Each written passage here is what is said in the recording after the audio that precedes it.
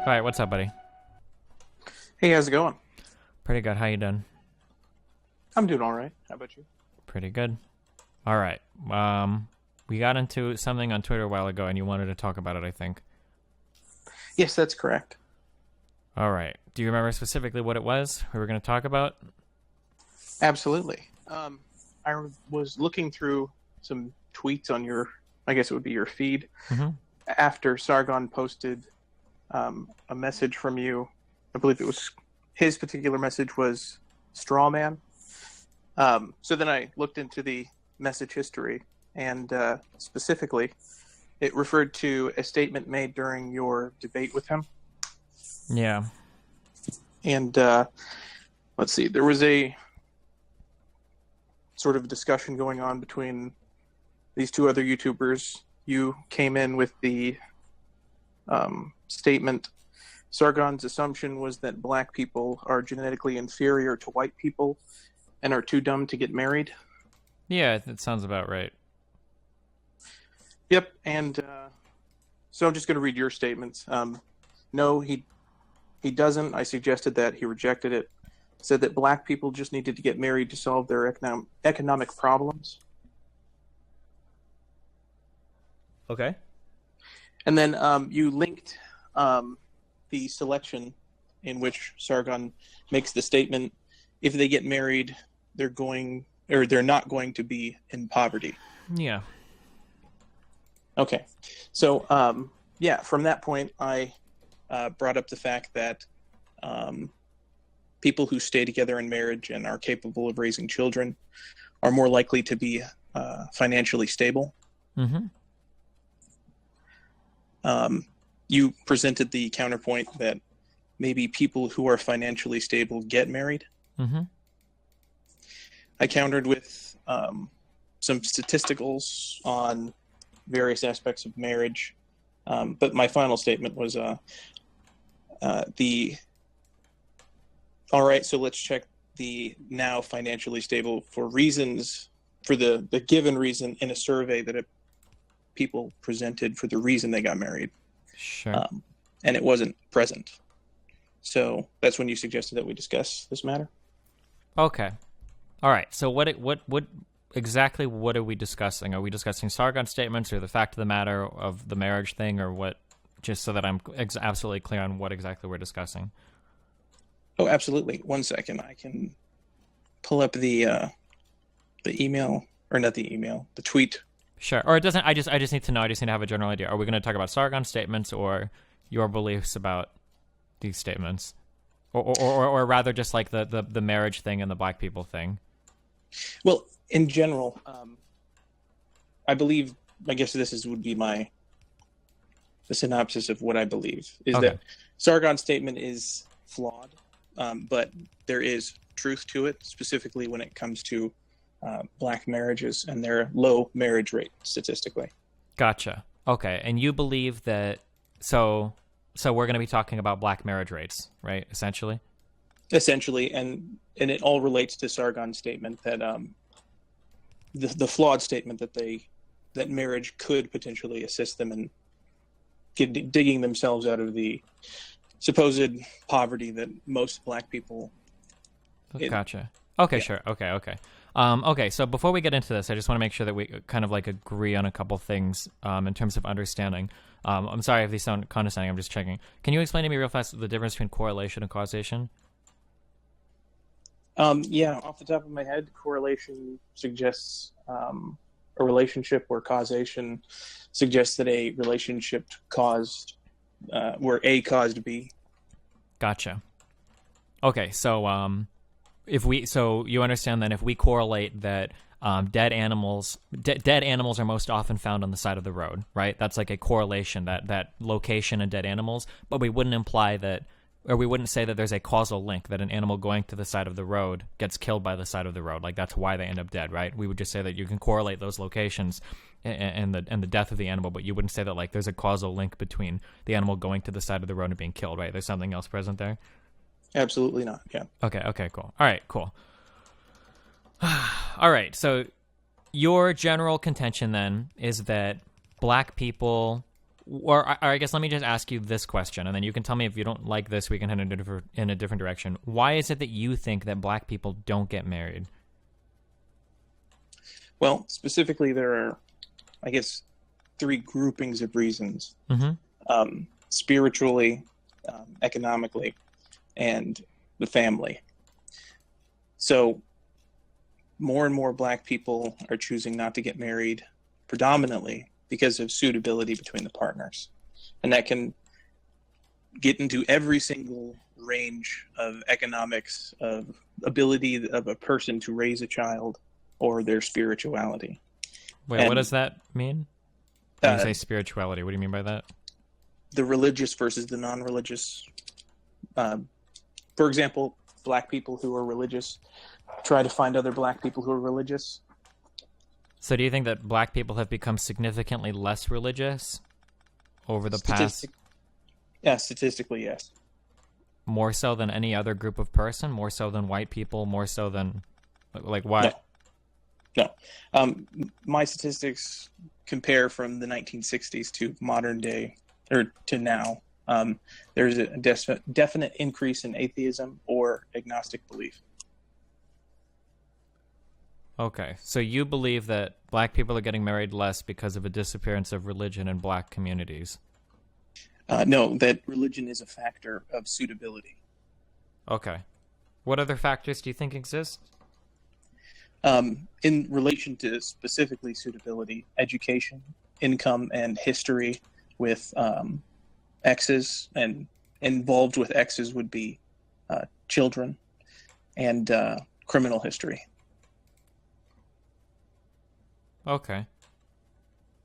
I don't think we necessarily disagree with anything then.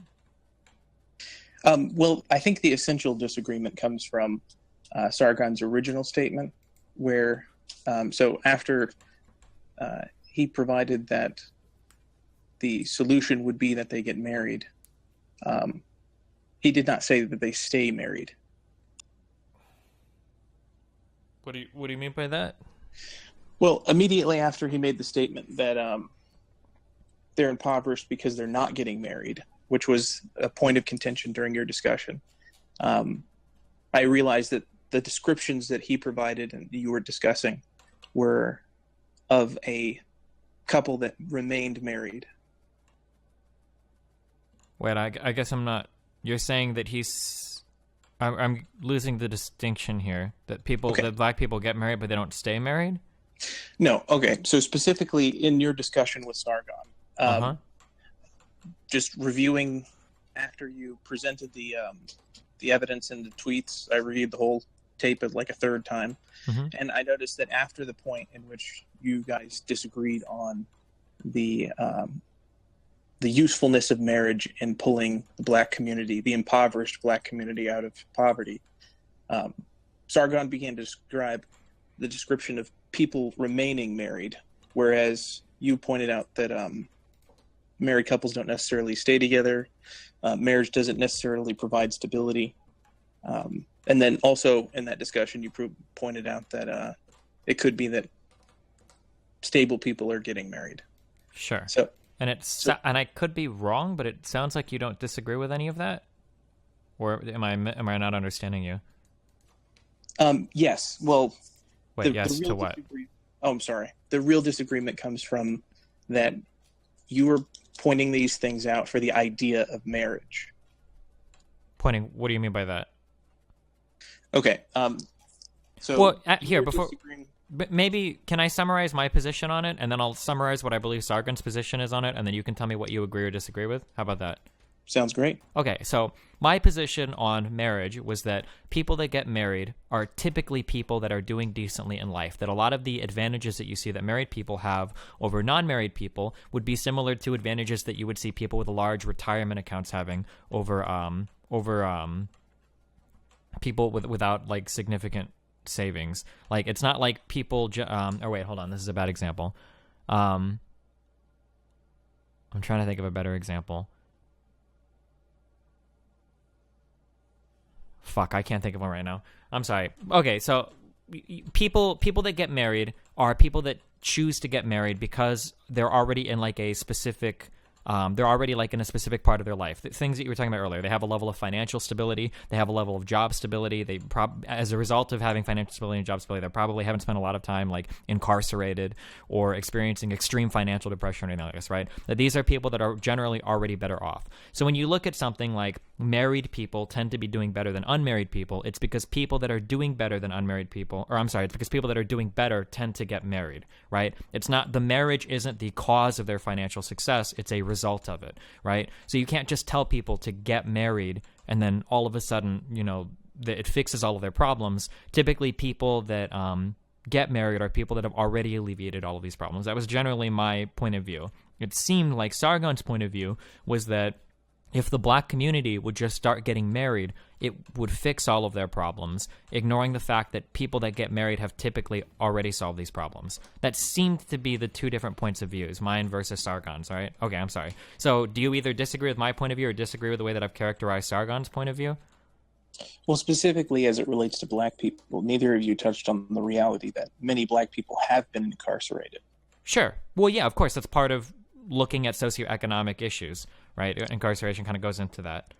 That affects the suitability of a black individual marrying a non-incarcerated or particularly criminal history background another person. For sure. And I'm making a jump here, and I fully admit that, but I think you'll agree with this logic that if you are incarcerated, it may not even necessarily be the incarceration itself that affects your suitability, but being incarcerated probably plays a huge role into your level of education and your job opportunity as well, right? If you've spent 10 years in prison, you're probably not going to have a very high level of education, and you're probably not going to be doing very well in the job market, right? That these things all kind of play into socioeconomic factors, right? Absolutely. Incarceration would affect both the rate in which a person acquires an education post-incarceration and their ability to earn income after said education, if they receive one at all. Sure. Okay, so then looking back on it again, it kind of seems like you more or less agree with my point of view, no? No, I'm afraid not. When it comes to the black community, every example that you provided would probably be more median to the white community, but specifically with the black community with such a substantial increase in the likelihood of a black individual getting imprisoned.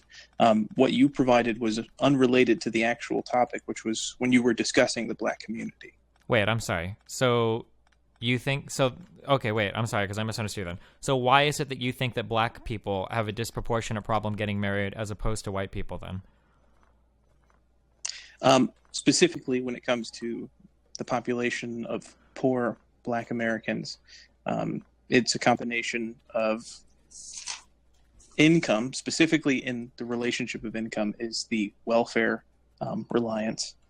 Education, when it comes to education, black women are out educating men, so that means that they are at I think it's 2-to-1 ratio. Yeah, I've heard that twice as many black women graduate from school as opposed to black men. Yeah. Right. And then finally, it's security in whatever.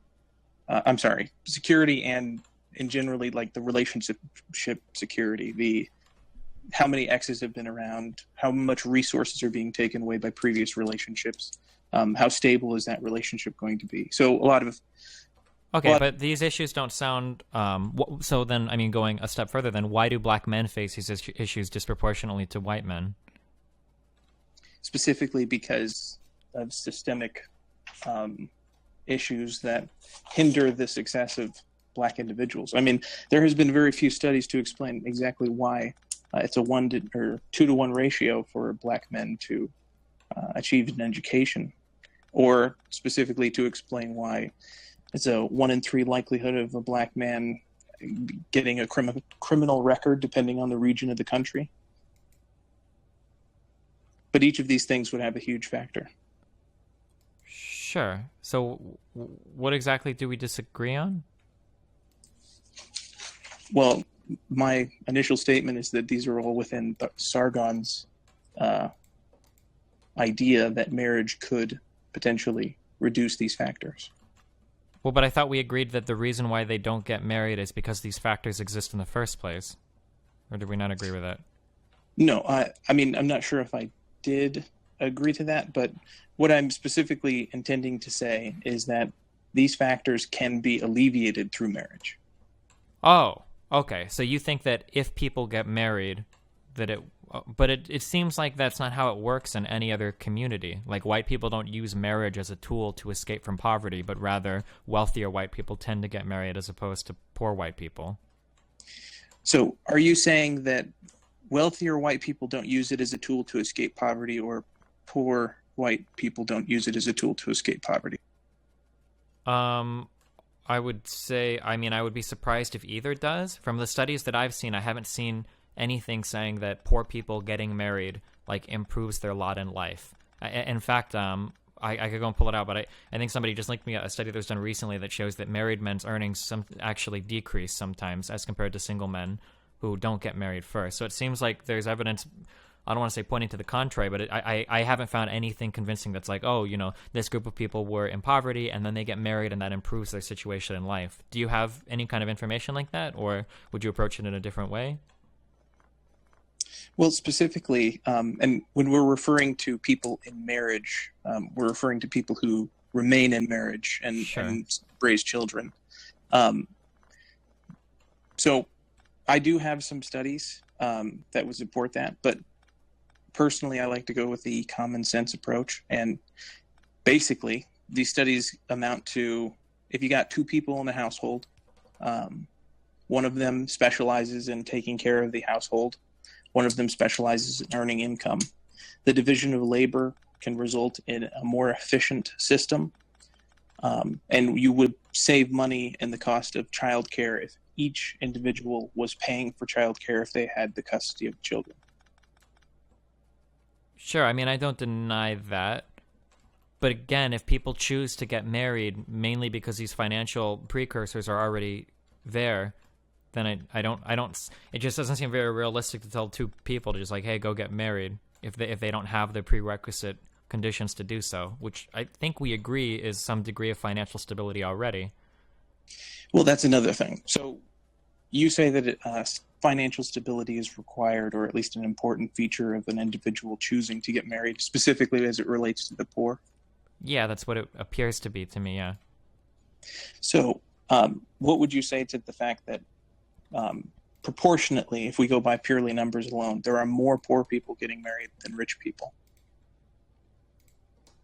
I don't know. Is that necessarily true? I thought that it was typically wealthier people that got married. As I understand it, the ratio is per capita. Yeah, for sure. We would only look at per capita, of course. I'm saying that there are more quantitatively poor people getting married than rich people. You look at the amount. Well, I'm not concerned about the amount, though. We're always talking about per capita. And every study I've ever heard or anybody talk about this has always said that, like, yeah, I'm just Googling real fast. This is from the Telegraph. So I don't know if they're quoting a legitimate study, but like this is saying wealthy people are 4 times more likely to marry than the poor. Here's an article from the New York Times that says marriages for rich people. Here's another article that says why the rich are more likely to get married. So it seems like per capita, wealthy people are much more likely to get married than poor people. Absolutely. And normally that I would totally agree with you. But what is the percentage population of the rich? Well, it would depend on where you would cut it off. I don't know. Why? Well, would you give me a percentage? It would depend on... Well, no, I can't. Wait, well, what would you consider rich? I guess let me ask that. Would you agree that $20,000 a year is rich? Probably not. Or 200,000. My mistake. 200,000. Sure. Okay.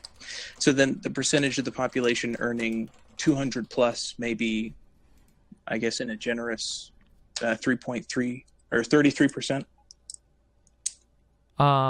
No, that's probably much less. People making 200,000 a year. Apparently, some people are saying 1.5% is like a quick number that I googled. Okay. So, and then the population of the United States is like, I think, 250 million people. In the U.S., I think we're closer to 350. I want to say 330. Okay. Hold on. United States population is 321 million. So we're saying that 1% of the population gets married more often than, I would have to say, at least 33% of the population.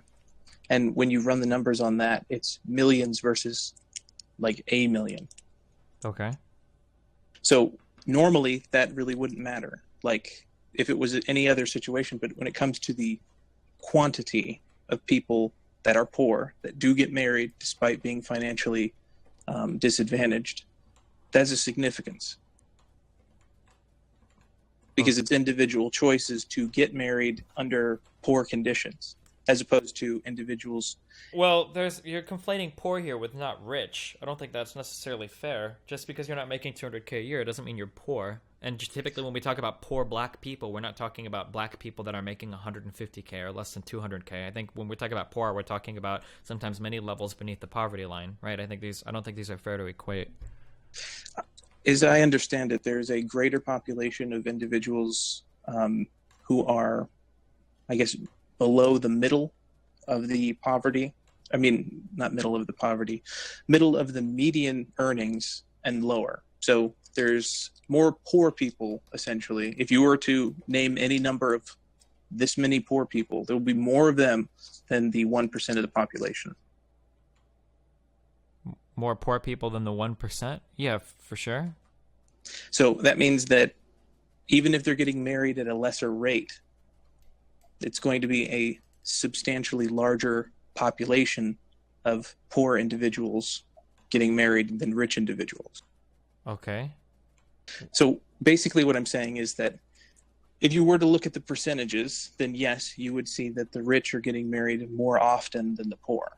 But if you were to look at how many of them are doing this, then you would see that there are many more poor people choosing to risk that, even without being financially stable, to get married. Does that make sense? I guess. So basically, why are they making this choice? If it's not for if it is that they are not financially stable, then why would they do it?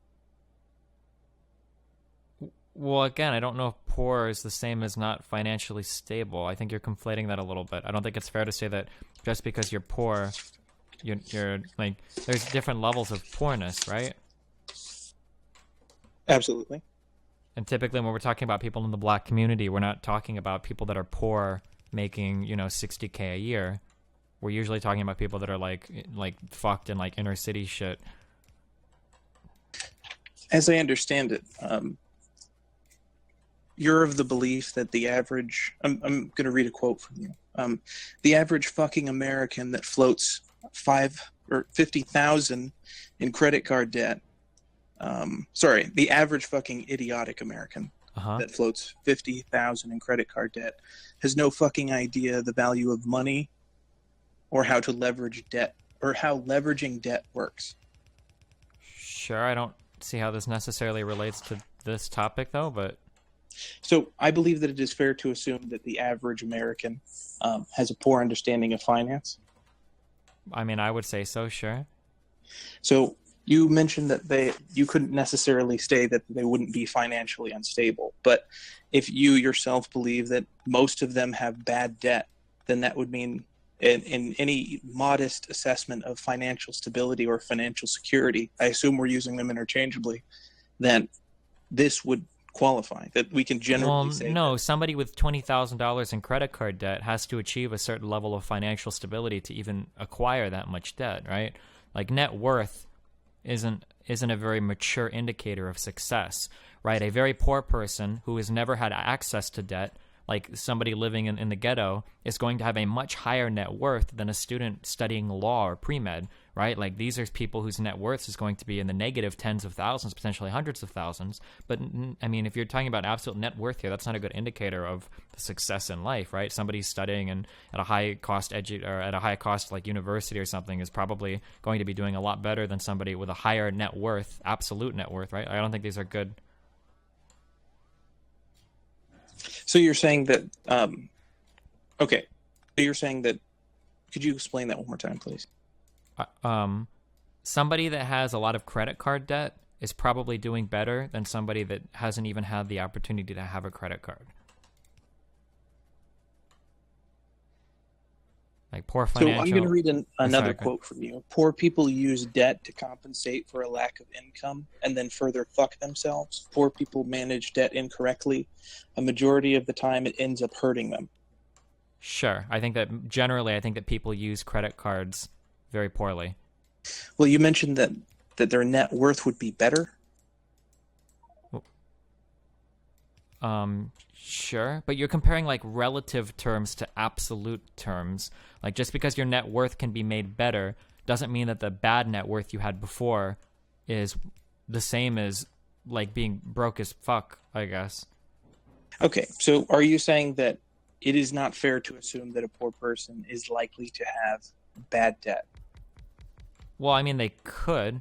I mean, payday loans and title loans, and there are other types of bad debt that poor people in poverty can assume. Sure. But is it likely that a poor person, for the sake of this discussion, could have this bad debt? Don't and know still if a get married? poor person is going to have like $50,000 in credit card debt. I don't know if they would even have the opportunity to get that much in credit card debt, or like to get that much credit to leverage to fuck themselves. They wouldn't be given enough rope to hang themselves with, I think. No, your statement was the average person. So specifically as it relates to poor people, they use debt to compensate for a lack of income, which, as you stated in another video. I think these are like really, really different conversations. When I'm talking about the average person's utilization of credit card debt versus speaking in absolute terms of like levels of poverty between races in America, these were like very, very, very different conversations. I don't know if I would take one statement from one conversation there and then try to relate it back to this. I think that these are very, very different topics. So are you saying that these statements would be from two different conversations? I think they were. Yeah. I don't know why I would be talking about credit card debt. This would be the prepping for the Lauren Southern debate. Oh, I'm sorry. No. Destiny teaches some financial literacy. It was around the 0750, and then the next statement was made at the 2021. Yeah, but when we're talking about like financial literacy, like in terms of like, the problem I'm having is that like we're using terms like poor, and these are like undefined terms that are understood for the context of a conversation, but aren't meant to be taken absolutely. So when I say that like an average poor person doesn't understand how to leverage debt, I mean that my definition of poor there includes people like my parents who make six figures but are absolutely fucking horrible at managing their debt. My parents, for instance, make a lot of money, but they have a lot of debt and they're really bad at managing it. I'm not talking about poor in much the same way that like if I was talking about poor children in like Nicaragua or sub-Sahara Africa, that's not the same type of poor I mean when I say like, oh, if you're kind of a poor person, you might not be able to send your kid to a private university, right? These are taking the word poor and decontextualizing it would require me to give it more qualifiers. So when I say poor in a conversation of financial literacy about credit card debt, I'm probably just talking about somebody that hasn't learned, good things about wealth management and whatnot, not necessarily an absolute income level and not necessarily people making at the poverty line, right? Okay. So what do you think about 30K and below, or 35K and below? What about it? On whether or not that includes being in poverty or whatnot? Yeah. So I'm trying to figure out a gauge in which you would accept a poverty number. Well, like what? It depends. Well, what is the specific? What is it related to the conversation? Like, what specifically are we talking about? And then I can give you like a thing about poor or poverty. The issue that we're running into now is that I mentioned that the people who are poor and unstable get married, right? And you were unsure as to whether most poor people would be financially unstable. Okay. Does that make sense? Wait, I'm sorry. Could you repeat that one more time? Okay. So the issue that we're having is that I'm saying that the poor who are also financially unstable, you're saying that most poor people most likely would not be financially unstable. Is that correct? That most people probably aren't financially unstable. I mean, insofar as their propensity to get married, probably not. They're probably not financially unstable? Probably not financially unstable. I think, I don't know, I'd have to look up the specific like marriage figures. I'm not sure in the United States. I know that we're like, what? Hold on one second. Okay. Maybe, but maybe not. I'm sorry, go ahead. So from this point, I'm just trying to figure out what a number that you would agree to would require welfare assistance. Well, so when we talk about like the problem with nailing down a specific number is that it depends on what we're talking about. Are we talking about like the national, because there is a national poverty level, right? I think it's like 24,000 or something. But like there are different. I mean, like making 30K, if you make 30K and you live in California or like San Francisco or LA, like you're fucked. But if you're making 30K and you live in like Oklahoma or Nebraska or Iowa, you know, you could be doing okay. I think that generally, I think we define poverty usually doesn't that have to do with like access to institutions as well? Like, do you have the ability to get an education? Do you have the ability to feed yourself? Do you have the ability to at least own some type of property or like rent or something? Like, we're not usually talking about like an absolute number. Like if you make 45,000 now, you're okay, you know, like, and it can vary based on family size as well. Right, and I believe that when you get into the institutional and the resources, that's absolute poverty. Mm-hmm. I believe we're talking about just relative poverty. Sure. But I guess, so what exactly is the point that we're getting to for this? Okay, so essentially, Black individuals who are unstable, financially unstable, can get themselves to a financially stable point. Yeah. Impoverished Black people who are financially unstable can get themselves out of the financially unstable point if they pool their resources together with a partner that they can rely on. Okay. That may or may not be true, but again, this goes back to the problem that I was saying before, was that it doesn't seem like that's how anybody else uses marriage. Like, that was my kind of problem with that. Like, it doesn't seem like there are any other groups of people that use marriage as a tool to escape poverty. That doesn't seem like a realistic expectation for how people act. So what you're saying is it's not a cognizant choice to, I'm going to get married, I'm going to get financially stable. Correct. That typically Yes. the marriage follows the financial stability. Right. And then again, I've never believed that the intention to become financially stable is potentially the sole reason that a person would get married. There are other reasons that can be involved with that. Particularly in poverty, a person can benefit from becoming married, though. That is the argument. It's Whether they possible, but it choose- doesn't seem like people do that. That's You mean people don't choose to do that? Correct. So, but people do this, and then they can become financially stable. I guess it's theoretically possible, but it doesn't seem like... I mean, like, people could also become better off. Poor people could become better off if they would dedicate, 1 hour a day to reading books and studying and picking up a topic to self-educate, right? But this doesn't realistically... Depending on the books, yes. This doesn't really anything. I mean, but sure, but it seems like this doesn't really happen, right? So this isn't like you wouldn't just say like, well, everybody go and study your own stuff and then become self-educated, right? It doesn't seem like this is very realistic because nobody actually does that, right? Right, and no one intends to do that, but that's what can happen if they choose that. And specifically as it relates to welfare, so poor people who are financially unstable, who for whatever reason get married and become stable, they are less likely to use welfare in marriage than they would as a single individual. Probably, sure.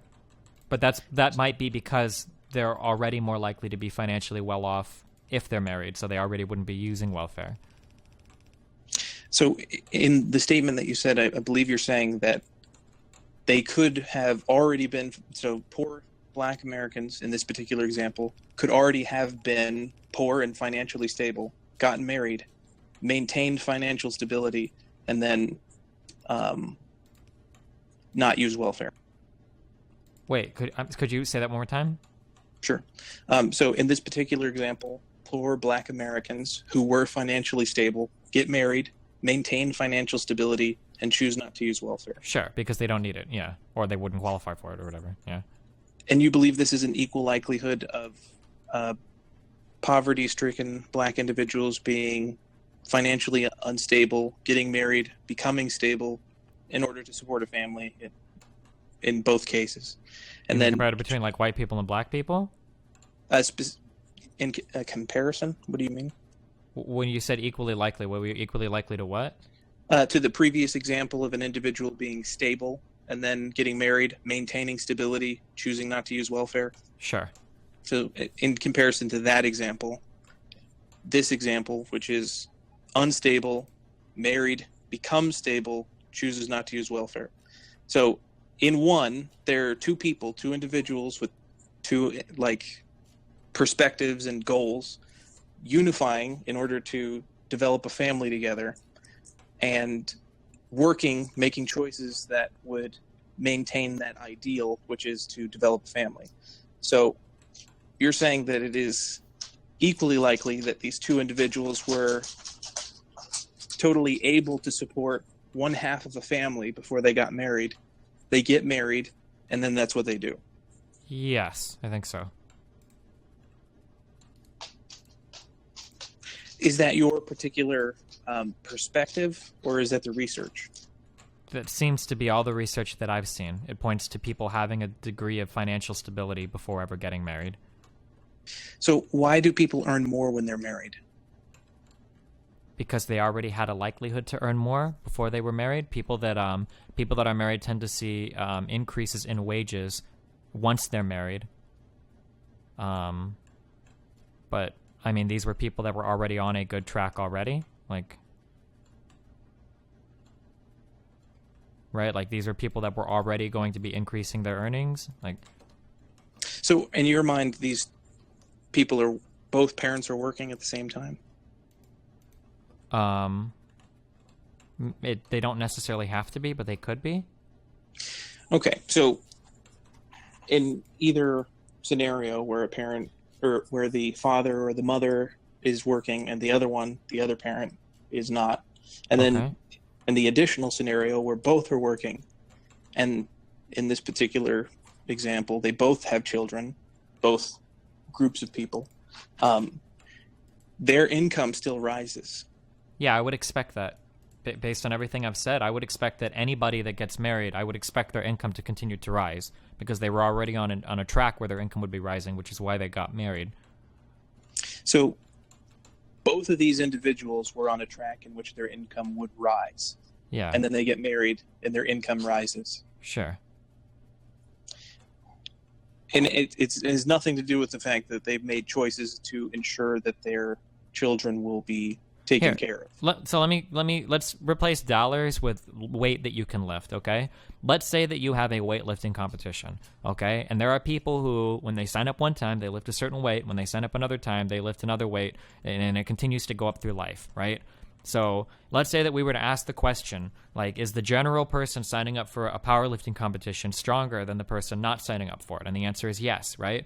Well, that's because people that lift weight and do it and train in powerlifting are more likely to sign up for the competitions, right? So then if you were to say further on, okay, well, people that sign up for powerlifting competitions, not only are they lifting a lot of weight, but after they sign up for one, they continue to lift heavier and heavier. So it seems like lifting at these competitions is making them stronger.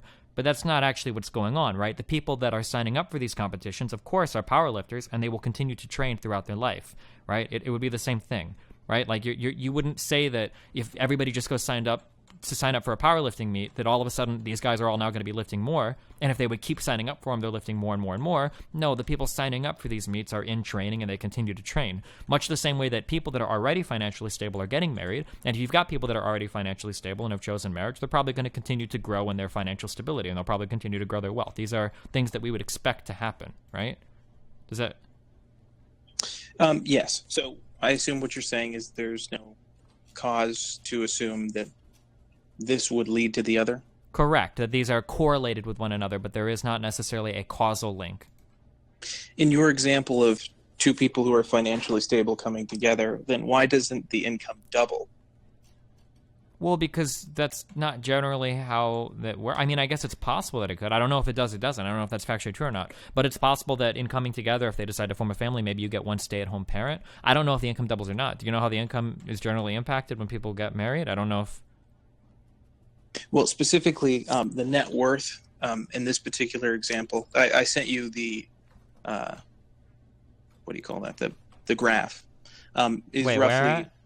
It would be on Twitter when I was blasting you with a bunch of different graphs. Hold on. Can you send me another message on Twitter so it goes to the top? I get a lot of fucking... Oh, no problem. 1 second. Oh, that's true, too. Doubling their income would assume that both parents make the same amount of money, which may not necessarily be true, but... Okay, I sent it to your messages. Yep, okay, gotcha. All right, so which link? The one that you just sent me? Yes, I just sent you the graph. Okay. Now, what is it that you want me to take from this? Okay, so the single black individual, so you can look at the black male. $7,900. I see that, yeah. Roughly 1/3 of the married. Single and then married. Yep, I see that, yeah. So basically, you're saying that these two individuals that are financially stable prior become, they should, I guess, why would it increase so much if they were both financially stable after the union? I mean, I can explain with an example if you want. Yes. Go ahead. Okay. Let's say that you have 10 people, okay? And let's say that of these 10 people, let's say, we'll keep the numbers very basic. Let's say 9 of them make $100, okay? And let's say that one of them makes $10,000, right? Yep. Okay. So 900 plus 10,000 means that the average wages of these people is divided by 10 is $1,090, right? So that's our average wage between these people. Now let's say that the one guy making $10,000 goes on to get married, okay? If that one guy goes on to get married, then the average wages of the married people go up to $10,000, and the average wage of the unmarried people drops to $100, right? So now in this example, you wouldn't say that, how can there be such a huge increase between unmarried and married? There must be a causal effect, right? Because then I would say, well, no, that's correlated. It just happens to be that the very wealthy person is the one going on to get married, right? So in the example that you gave me, where the single male black income is $7,900 and the married is $31,500, it could be that if you were to force everybody to get unmarried in the black community, you would see the total average income rise, right? Because it's already the wealthier black people that are choosing to get married. It's not necessarily making them wealthier, right? Okay, so in this particular example, we're talking about impoverished black individuals. Sure. So you're saying that the wealthier, impoverished black individuals are choosing to get... but the graph you're giving me is just median wealth. It's not talking about poverty levels or anything. It's just median wealth. As an example of how together their union produces more wealth than... but that graph doesn't... But the thing is, this graph doesn't tell us that. This graph tells us specifically that the median wealth in married black homes is $31,500. And then it says that the median wealth... I shouldn't have said produces. Sure. Absolutely. Well, produces implies a causal relationship. Right? Absolutely. And the graph also tells us that single black men have a median wealth of $7,900. It doesn't tell us whether or not becoming married will move you up to that married income. It doesn't establish a causal relationship at all. No. Okay. So in this regard, as I understand what you're saying, is that I cannot say that it would produce this. That's fine. That's fair. What I can say is that in marriage, there is more wealth. Sure. So in being single, there is less wealth. Sure. So if you are financially stable and single, you would be less wealthy than you would if you were married. We don't know that. That's not necessarily true. Okay. You're right. That phrasing was bad. Well, no, not the phrasing, the idea. It's not necessarily true. If you are single, we don't know that if becoming married will make you wealthier. No, right. Absolutely not. But you could become wealthier. According or you to could this become statistic. No, not according to the statistic. The statistic doesn't tell us that.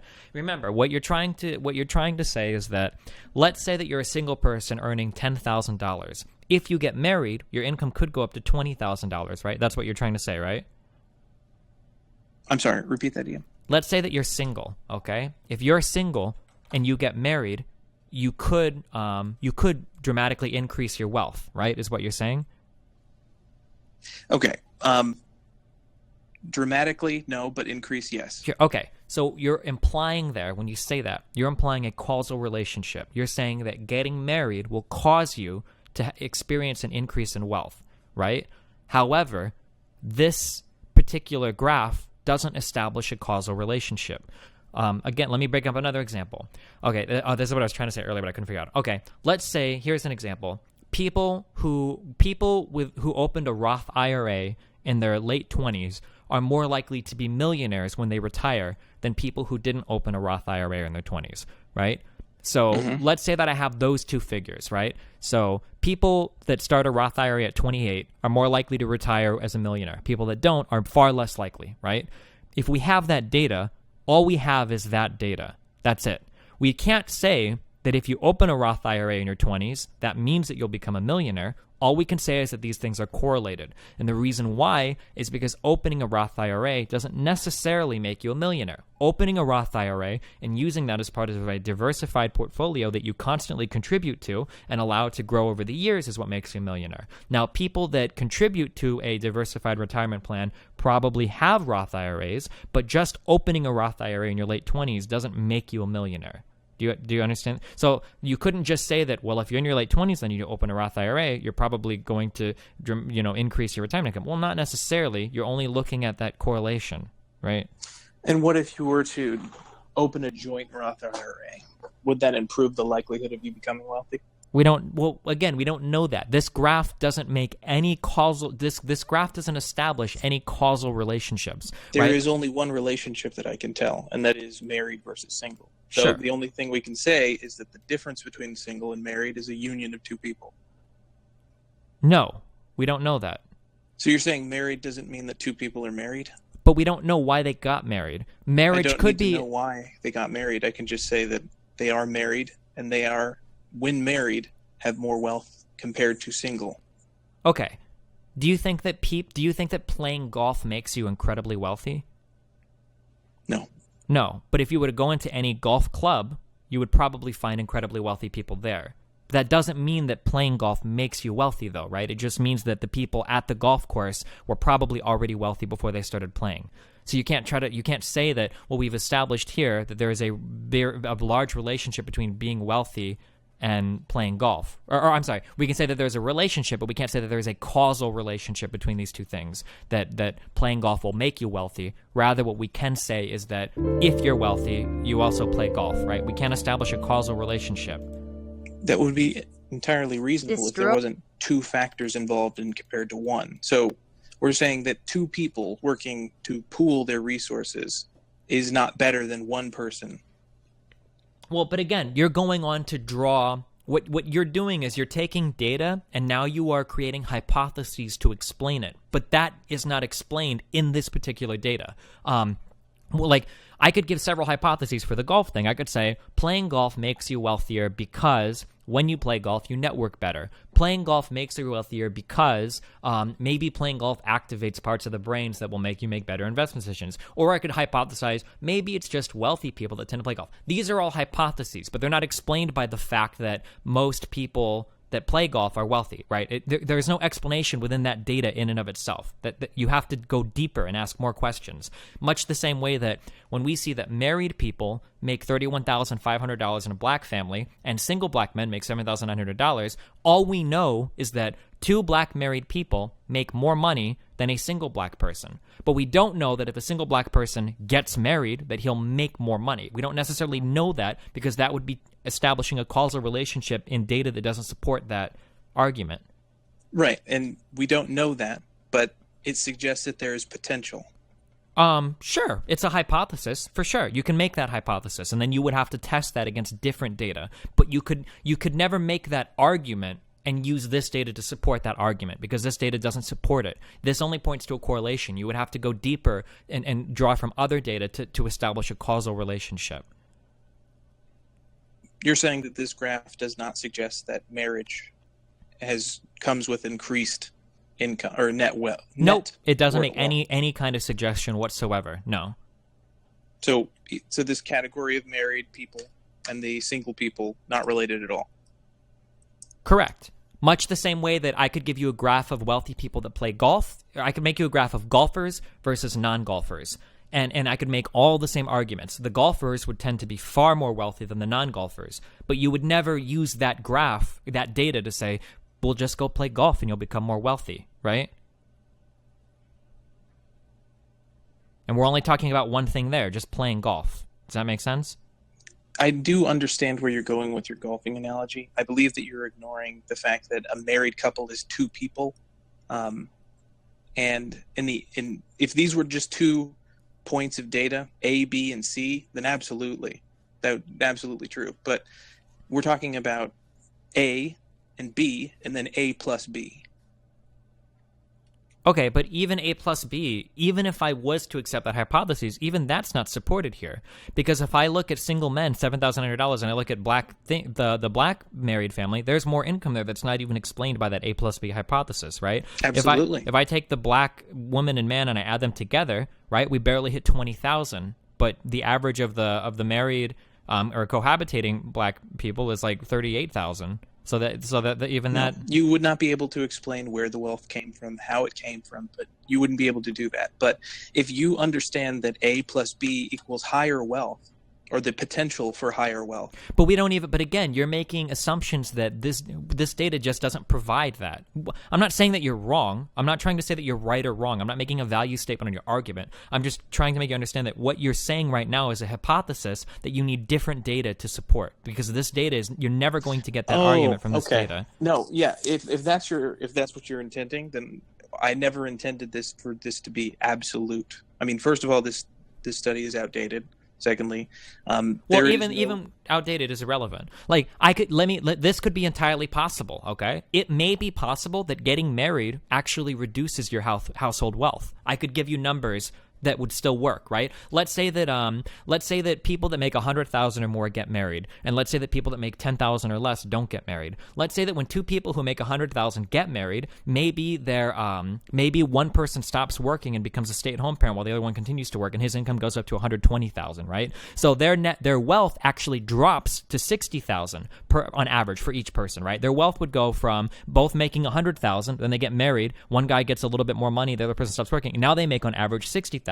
Right? Well, their wealth just dropped. However, in comparison to the single people who are making less than 10,000 who don't get married, it seems like the married people are making way more than the single people. And you might say, well, maybe getting married, but maybe getting married, right, greatly increases your income, but that might actually not be true, right? We just don't have the data to support that. There's a million different ways that we could establish that causal links could exist here, but this data doesn't speak to any of that. The only thing we can take from this data is that people that are married tend to have more money than people that aren't married. We don't know if getting married increases your money or decreases it. We don't know if staying single increases or decreases it. We don't know if getting married is an effective way. But we have no idea. This data doesn't support any of those arguments. I can see where you're coming from. I guess, in some sense, yes, this data would not support the argument that you have presented. Sure. Well, can you tell me where you disagree? Because we have to square this away, I guess, before we move on. What do you disagree with? That this can suggest something. Sure. Marriage can improve wealth. And this comes from census data. I believe the 2000.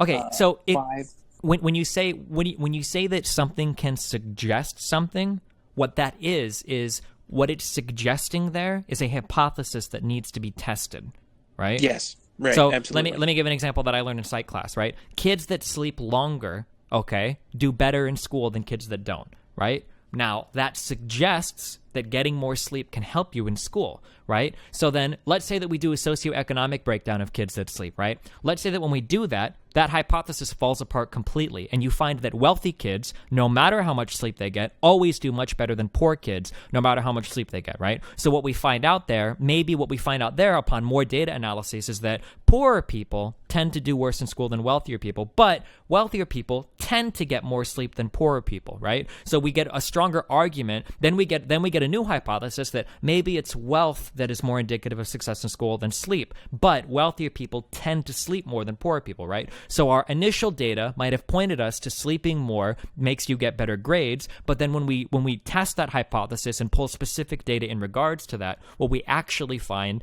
is, okay, well, it wasn't the sleep thing, that was just a correlated effect of another variable that when we modify that, we see dramatic differences in data, right? Okay, and where you were going with that, I get what you intended.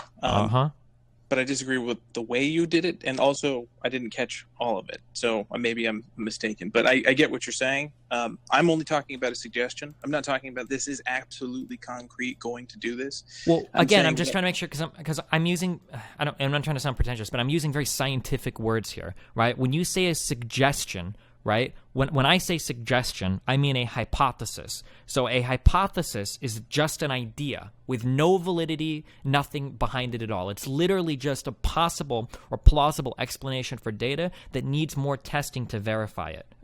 When I say suggestion or hypothesis, I don't mean like this is a likely cause or this is a likely explanation. I mean that it is literally just a hypothesis that exists that needs further data to verify its authenticity, that it has no weight in being right or wrong. You can't assign a right or wrong or percentage probability to it whatsoever. It's only a suggestion, right? But I feel like when you say suggestion, you're meaning it to mean a little bit more than that. That it's a highly possible explanation. So, your hypothesis is the beginning of an experiment. Is that what you're saying? Correct. Well, typically what you do is you start out with a hypothesis, and then you do an experiment to prove the results, right? And then you'll retest and redefine your experiment or refine your experiment based on what it is you're specifically testing. Are you familiar with? Or sorry, go ahead. Are you familiar with the discussion or conclusion section of academic papers? Sure. Usually those are used to postulate the results. Generally, usually in the discussion section, usually they'll talk about the data that they went over. They'll talk about the conclusions that you could draw from that data. They might talk about potential weaknesses in the data and further exploring points from that data, depending on exactly what you're reading, but sure. This is a conclusion that you could draw from the data. No, I don't think so. If you have a lower number and their relationship is marriage, so you have two low numbers and the highest number is related through marriage, then potentially that is an answer, that marriage can produce this higher number. Yeah, but I could also give an answer that getting married reduces your income. And not using this data. But you can't, but it would be equally likely to yours because, again, If you can find the data, then yes, absolutely. Well, but the problem is you don't have the data to support the argument that you're making. That marriage has a higher wealth value associated with it? That becoming married will give you a higher wealth value. You don't have any data to support that claim. Okay, so how would you get a higher wealth value using this data? Sure. So here, let's say, okay, so what you said is a valid hypothesis. So let's say that my hypothesis after looking at this is, okay, I think that if two people become married, I think that they will increase their wealth, right? So the way that, and if they're actually... will. What? You said will increase? I'm saying correct. Could. Well, I'm saying will. I'll go. I want to make it stronger. I'll say will. That's my hypothesis. I think it will increase. I think there's a high statistical probability that that'll happen. Right? If there are statisticians in chat or whatever that think they have a better way of doing this, feel free to tell me. But one way that maybe I could test this is I want to take 1,000 black people. Okay, 500 married black people and 500 single black people, and I want to track their wealth from when they were born. Right? So what I'll do is I will track black people's wealth from the minute they're born up until 10 years post-marriage, and then I'll look at the differences between married people and single people, right? So what I would hope to find here, is do you have my stream on? Or what do you mean by stream on? Or okay, never mind. I'm sorry. Wait, are you familiar? Do you know that I'm live streaming right now? Yeah, I'm familiar with it. Oh, okay. I'm sorry. I didn't know if you had it on or not. If you were watching it. Okay, I'm sorry. Let me explain this, okay? I'm not watching it. Okay. So let's say that we broke these up into two groups of people, okay? Imagine that we have a blue line and an orange line, okay? Okay. So let's say that the blue line was people who get married, and the orange line is people who stay single, okay? Okay. Right? So let's say that we're tracking lifetime wealth, okay? Let's say that blue line and orange line are neck and neck, okay? They're exactly equal up to age 5, age 10, age 15, age 20. And then let's say at age 25, when the orange line, when the people, did I say orange was married? Let's say that people start to get married, all of a sudden you see that orange line massively break away from the blue line and continue on, right? That kind of data would start to point towards very strong causal relationships between marriage and income, right? That data would start to show that. You could start to make arguments that these people started at now you would have to go even further and control for more confounding variables to really make that statement, but now you've controlled for wealth from birth, and you can start to say, okay, these people had the same level of wealth up until their 20s when they got married, and now you see that wealth diverging a significant amount. Now this is the kind of data that you can start to say, like, okay, this is good for further research. Like, let's go here. Now, let's say that we started to gather this data, but instead, let's say that we found something very different. Let's say that the blue non-marrieds start off at a very low point and the orange marrieds start off at a very high point. And let's say that from age 5, we can already see significant gaps in their wealth. We go to 10, there's still a significant gap, 15, 20, and then when we get into their 20s and 30s, when they start to get married, there's still that same significant gap, and that gap doesn't really change much, right? If that ends up being the data, well, now our argument that getting married increases your wealth is severely weakened, because now it seems like getting married was just an effect of already having a lot of wealth in their early childhood. So now that causal relationship is incredibly diminished and almost destroyed by that kind of data. Would that kind of, like, going for that kind of data, do you see how that could show one of two very different scenarios? Yes, I could see how that data could. Yeah. So like that kind of data would be.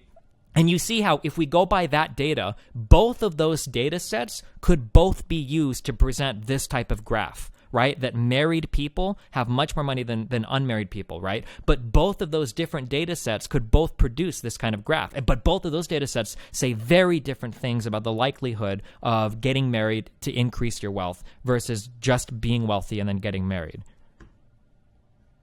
right?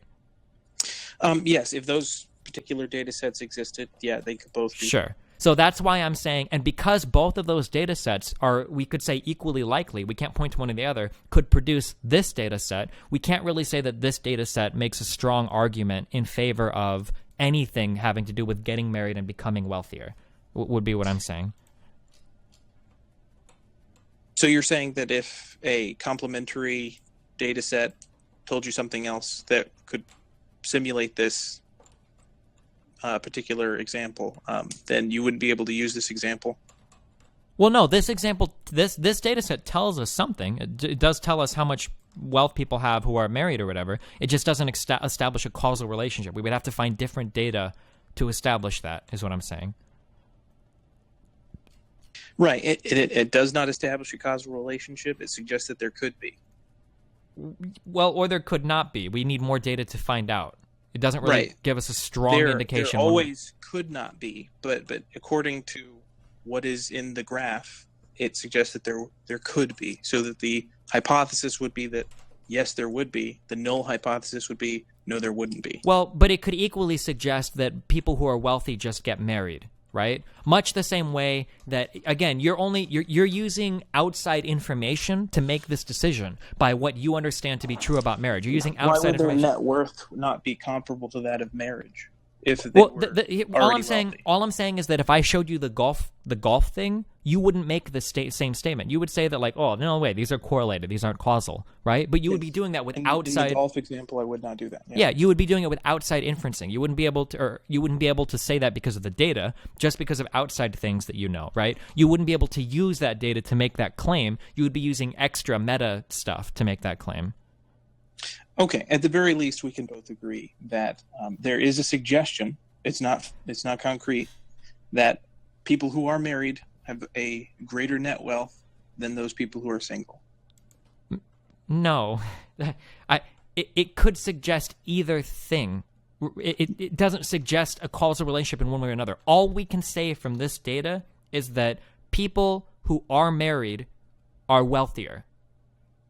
That's all we can say. We can't say that getting married might make you wealthier. That would be a hypothesis. I believe that's what I said. Okay, so as long as we understand that that is a totally unfounded statement that is not supported by this data, that you would need to find more data to support, then I can agree. Which statement would be unfounded?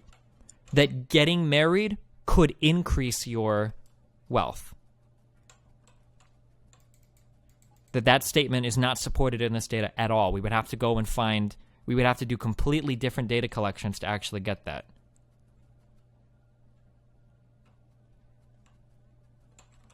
Okay. See, the only issue I have is that you've been arguing that these two financially stable individuals that come together and get married produce a financially stable union. Is that correct? Sure. So what you're suggesting is that that couldn't happen. That what couldn't happen? Two financially stable people coming together and having more wealth together. Uh-huh.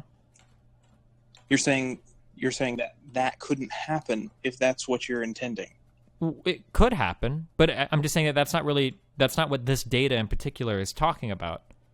Right. I'm saying this data in particular shows people with lesser financial wealth, and then other people who are married with a greater amount of wealth. Yes. So I'm not saying that these two individuals who are the statistical representations of the single male, single female are the ones who are getting married. They're being compared against those who are married. And when compared against those who are married, they have lesser wealth. Sure. Okay, so... That we're saying that the people that are married have more wealth than the people that aren't married, right?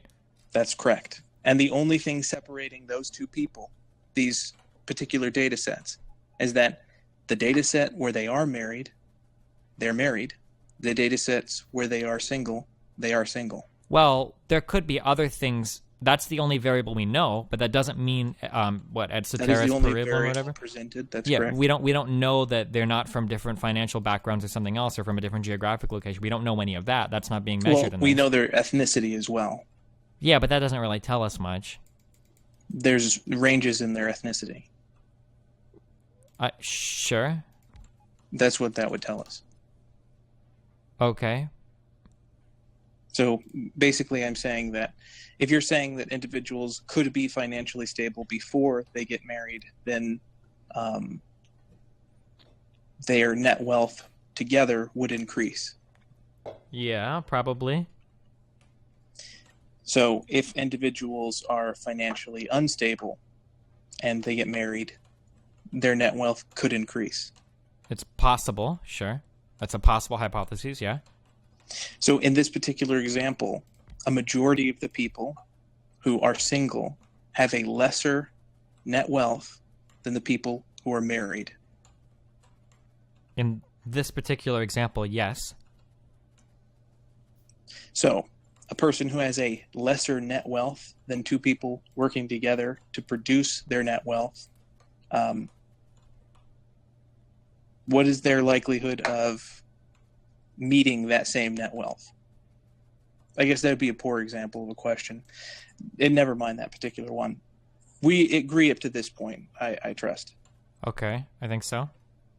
So, at the very least, would you agree that, in moving back to the original point, that people getting married, even if they're financially stable, right, before they get married, or, in my example, they're not financially stable and they get married, their wealth, working together,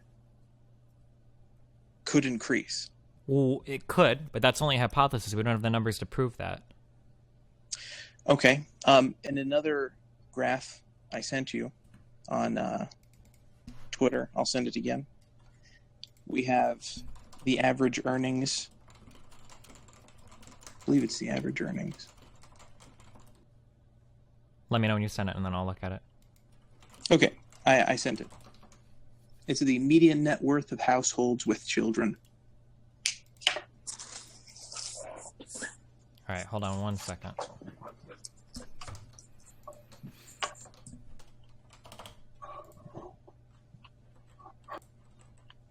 Okay. Median net worth of households with children by family structure. Okay? So in this particular example, we see that people who are married are once again on top. Mm-hmm. The statistic in which an individual, or a female, I assume, is widowed, because the verb is used for women, would be a noun, I think, actually. Anyways, except for widowed, and then you get into insurance and whatnot. They're the wealthiest in this particular example, but married and step family are on top. Okay. So, I guess to begin with, what would this suggest to you? This tells me that married people have more money in general than, I guess, non-married people.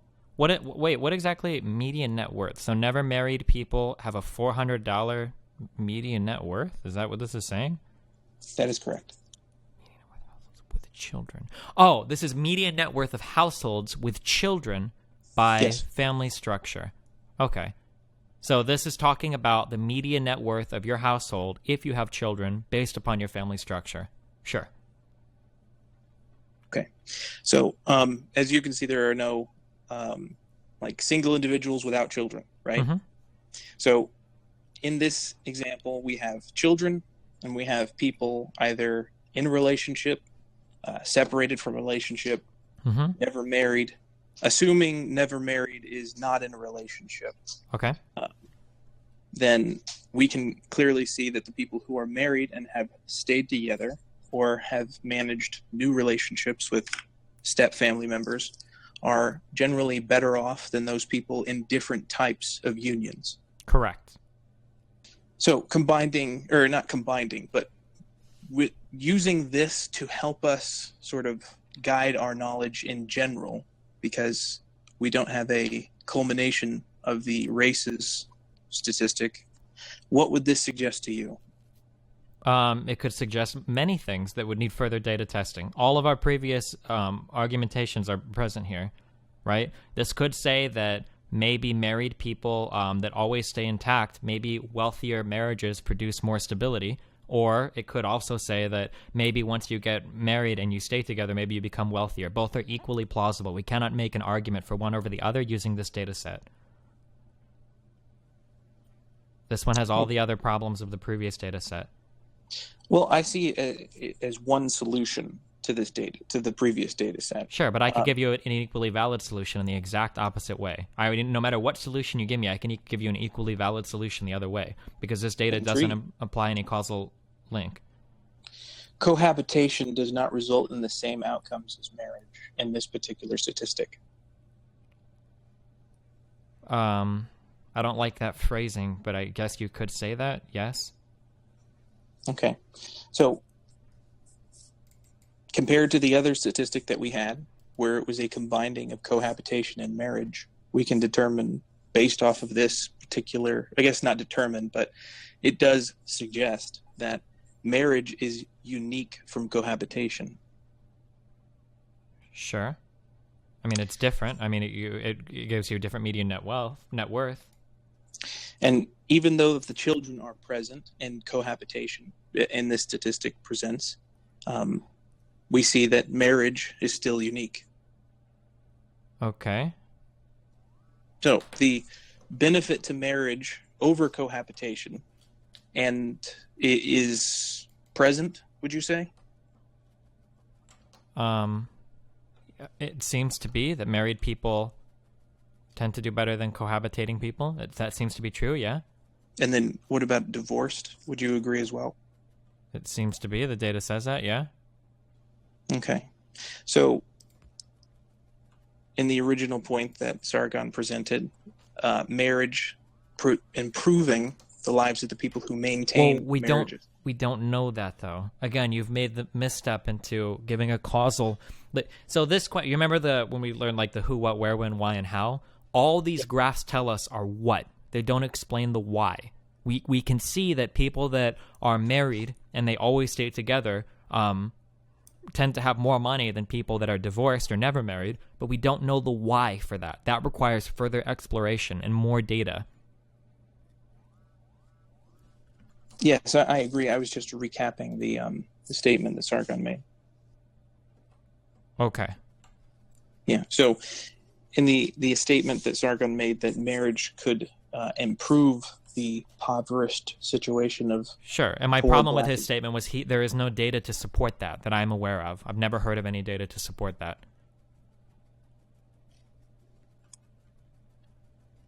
and that the data that I've seen tends to support the opposite, that it seems to be that wealthy people tend to produce stable marriages, not that stable marriages produce wealthy people. So this data that suggests that married people have a higher worth, household worth with children, does not support the idea that married poor people could have a higher net worth in households with children. Correct. No, it doesn't. Not at all. Much the same way, because like here's an argument that I could make using this data set. If you want to become very wealthy, what you should do is you should marry as young as possible and then kill your spouse, because widowed people make way more money, have a much higher median net worth than anybody else, right? That could be a hypothesis that would have just as much merit as your hypothesis, that getting married in your early 20s and then killing your spouse would give you a ton of money, right? Or here's another argument. 20s, just in general, sure, killing your spouse and getting away well, with I could it, even say in their 20s, because this isn't talking about age. Here's another argument that I can make from this graph. Let's say that I'm in a household and we have Are never... you saying that you can talk about it because it's not mentioned? No, I'm just saying that this graph you can draw all sorts of hypotheses from this graph, but we don't have any. All of these are equally valid. Like here's another valid hypothesis that I could draw from this. Let's say that you've got a household living together, and these people have never been married, and their median net worth sucks. They could go to the courthouse, get married, and then get divorced the next day, and it'll bump up their stuff by $30,000. It'll bump up their median net worth. They could get married and divorced in a single day, and they would massively increase their net worth. Right? That's a hypothesis that I could form off of this. But like none of this is specifically talked about in this data set, right? I would need more data to make any of these statements. All of these statements are equally likely with the statement, if people would just get married and stay together, that they would be so much wealthier, right? All of these are equally valid explanations given this set of data. Valid in what sense? Because as I understand, saying that they get married, it goes along with the data that's presented. There is no additional information. I'm saying poor people getting married increased, or not increased, but a higher net worth, or a higher net household worth with children. So when you say things like it sounds like I'm being really pedantic, but when you say things like increased, you're drawing... I corrected increased, not increased, just a higher net worth. So married people that always stay together have a higher net worth by median than people that do not stay together, right? We agree with that, yes, right? Yes. Now, a hypothesis could be that getting married and staying together leads to that, but that's only a hypothesis. And an equally valid hypothesis, until we do more testing, could be that wealthier people are the ones that tend to stay together. Both of those are equally likely, and both of those are just as supported by this data as any other hypothesis that is supported by this data. But we cannot draw any causal relationships without exploring more, without getting more numbers. There would be no causal relationship required, because we're saying poor people getting married and staying together, which would apply to married and always intact. But we don't know that. Like, there are other variables here. We're talking about ancillary variables that exist here that could be impacting this. For instance, let's say that we did another measurement, okay? Let's say that we did another measurement. I had access to all this data and I magically dug out, okay? Let's say that the married, always intact people, let's say that the let's say that the median household income, I'll do median, MHIC. Let's say the median household income, oh wait, you're not watching, I'm sorry. Let's say that the median household income of the married, always intact people at age 0 was $500,000, okay? That they were all born wealthy. Let's say that the median average income of the never married people was $10,000. They were all born poor, okay, at age 0, right at birth, okay? If I were to make if I knew that data, okay, if I knew that data existed, right, I would never make the statement that, well, if you just get married, you'll jump up to this wealth level, because now the data doesn't support that at all, because we see that these people were always wealthy. Getting married didn't change their lot in life. It's just something that wealthy people do, right? Much the same way that if I were to draw the data and it were to show me something different, that married, always intact came from a very diverse background of wealth, and the never married came from a very diverse background of wealth, and they all converged on these wealth levels, then I could make a much stronger argument that getting married increases your wealth, right? Yes. Okay, but this data as it stands on its own does not really point us in any direction. It only gives us It only kind of gives us. No, absolutely. It does not point us absolutely in any direction, no. But it suggests, again, that married people who are impoverished could be at a greater wealth than people who are never married. For all you know, they are already a part of this statistic. I mean, I disagree. It doesn't. It's not even that I disagree. It doesn't. You can't make that statement. The data just doesn't support it. So basically what I'm saying is, let's just say that there's poor people, right, who were married in 2007. Could they be a part of the married, always intact statistic? Poor people with children, married, 2007. How do you know they're not already a part of the statistic? I don't. But you don't either. We don't have that data. But they qualify. They're married and they're intact. Yeah, but we don't have that data. We don't know this. Then who are these people in these statistics? Wait, I mean, like, you don't have statistics showing me what percentage of people that were poor in 2007 or whatever that are married, always intact. We don't have that breakdown. It's a median, so it's all of them added together and divided.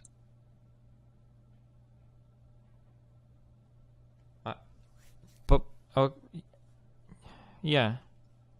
So that means that the poor are with the rich? Yeah. You're arguing against the possibility of the poor already being in this statistic. I don't necessarily think so. If the only qualifying factor to be a part of the statistic is to be married and to have children in a household and to earn money, then they could be already in this statistic. Yeah, they could, but I mean, in general, more wealthy people are in the married, always intact group, right? Which is why you see how high it is. It doesn't reflect the median national average. It reflects a higher income, doesn't it not? Okay. I mean, you mentioned that more wealthy people are married with children, right? Yeah. So, I mean, the national average for 2007, I believe, was around, I want to say, 60,000 or so. As we can see, the married and always intact is much higher. Okay. But we still don't know if it's just because wealthy people get married. We still don't know that. Oh, I'm not saying to any which way. I'm just saying that, as you mentioned before, there are more married wealthy people, or per capita, more married wealthy people with, and I assume, children, which is why this particular number is nowhere close to the average earnings of the United States in 2007. So I'm saying these wealthy people are in this statistic, but it is also including the poor. Okay. So for me to say that poor people would be who qualify in the married and always intact with children would be at a greater level of wealth than an individual who is never been married is supported by the fact that they would be included. If you were to include their income and everything, they would be included. Yeah, but in you're the talking category. about outliers now. Like, yeah, I mean, I sure, there could be poor people who are married, always intact, that have more money than the never married people, but you're talking outliers, right? The median clearly tells us that, in general, people make much more money who are married, always intact. No, it wouldn't necessarily be an outlier. I mean, if you were to compare... Wait. What the median says that their wealth is $228,000. So if you're talking about very poor people, these are outliers. Like... if we were talking about very poor, yes.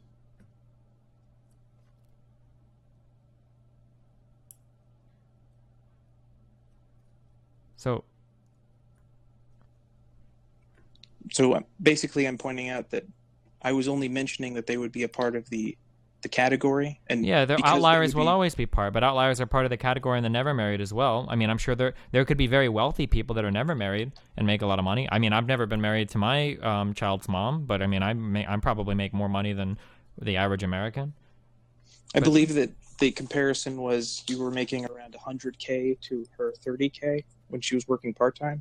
Something like that, yeah.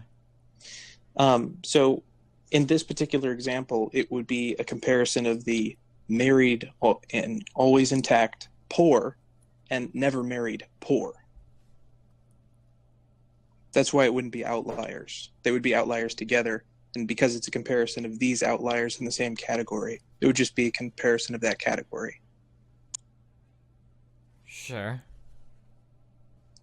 So all I was pointing out was that the poor would be, and in this particular example, if they are always intact and they are poor, would you expect them to be at a higher wealth than the never married poor? Wait, I'm sorry. Could you ask that one more time? Sure. If they are poor, married, and always intact, would you expect them to be at a higher level of wealth than the never married poor? Probably, yeah. So then you can agree that in this particular statistic, it supports the idea that poor married people would be at a higher level of wealth than the people who were never married. Yeah, sure. Of course, sure. Okay. So you mentioned that you never saw a statistic supporting the idea that the poor would be better off married. Well, because because every statement that you just said was true, but if you were to go one step further and make the statement that getting married will increase your median net worth, that isn't supported by this data. Nothing that we just said implied that. Well, the only thing that would imply it would be that the statistic was about people married with children. Well, no, we would have to dig into socioeconomic backgrounds and whatnot. Like we would have to go like time horizons to get and a whatnot. Totally accurate. Well, to get even an implication of that. Right now, there is no suggestion in this that an implication is merely a suggestion, and that is what this is a suggestion. No, but again, when we say suggestion, you're talking about a baseless hypothesis that demands further investigation. Again, you can argue that being wealthy tends to produce stable marriages that are always intact, and being poor tends to produce people that don't get married, much with equal credibility as you could contend that getting married increases wealth. We need more data, right? These are correlated things. We do not have causal links established or even suggested. Or if you say suggestion, then they're suggested in the way that, like, this is a hypothesis that demands further investigation, but we would never argue this using this data. We need different types of data. How many data points in various different studies across time would you need to see a pattern? Well, a pattern doesn't give us a causal link. We need to control for confounding variables. We need to like dig in and really find. Like I gave you an example earlier of like showing wealth over a person's lifetime, and then stacking the average wealth of a non-married person and then an average wealth of a married person from age 0 and going to age 40. That would show us that would give us a strong argument on what marriage can do well. Okay, I see the disconnect here. I'm not saying that getting married will do this. I'm saying that if you are married, less you than could 3 destiny do this. BTW median and average. Okay, but you could totally also different. not. Yeah, you could also not. All of these explanations are equally valid. The only way you can fulfill the potential that is present in these statistics would be to become married. Maybe. So I don't think. Destiny BTW median and average are totally different. Income bracket, right? If you wanted to do that, how would you do that alone? If what? If you wanted to get into a higher income bracket, how would you do that by yourself? Making more money? Get a better job, get a raise, make more money. How would you do that with another person? Start a business? You could do it that way. Or both of you could work, and then you could pool your wealth. You could? You could take on a more risky assignment while the other one takes on more responsibilities at home, so you don't have to worry about that. Sure. You could pool all your... Sure, these are all possible explanations, but none of this is supported by the data. Everything that you just said is plausible, but we need different data to support that. Yes, but the idea is that the only way that you would do this is by, other than getting a raise, would be through the assistance of another person. I mean, you could do it by going back to school.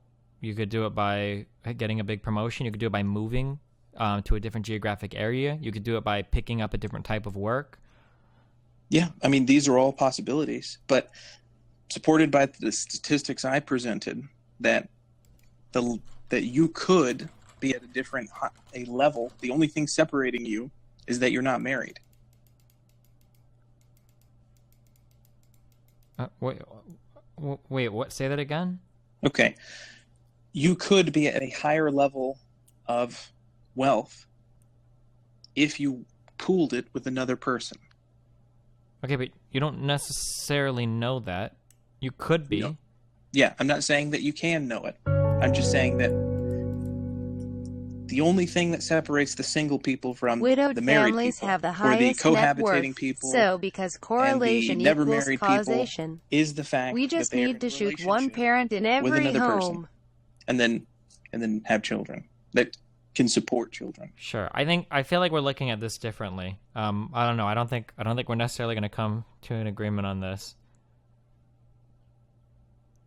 Yeah, I don't know, because it kind of feels like we're running in circles now on a lot of this. Yeah, I don't know. Was there? I guess I feel I'm not trying to be rude and cut it off, but it kind of feels like we're running around a lot in circles here.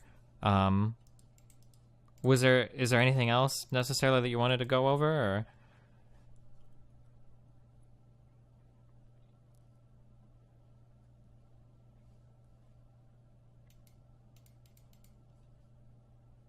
Wait, hello, can you hear me?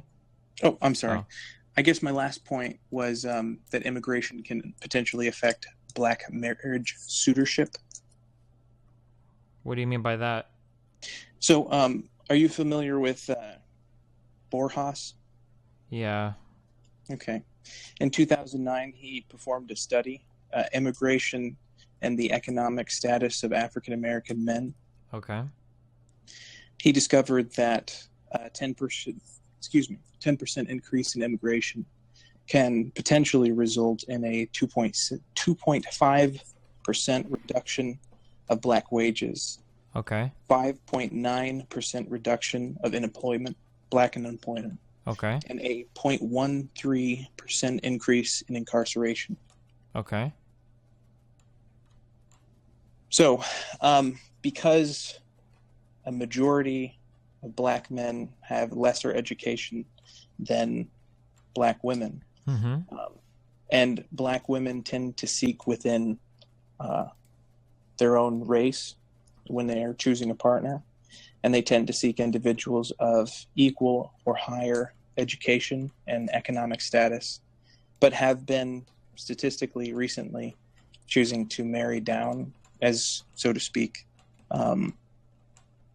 that the immigration or influx in immigration can potentially reduce suitorship for black people who are of a lower, who are in the market of lower skilled wage. Okay. Or lowered skilled work, I'm sorry. Sure.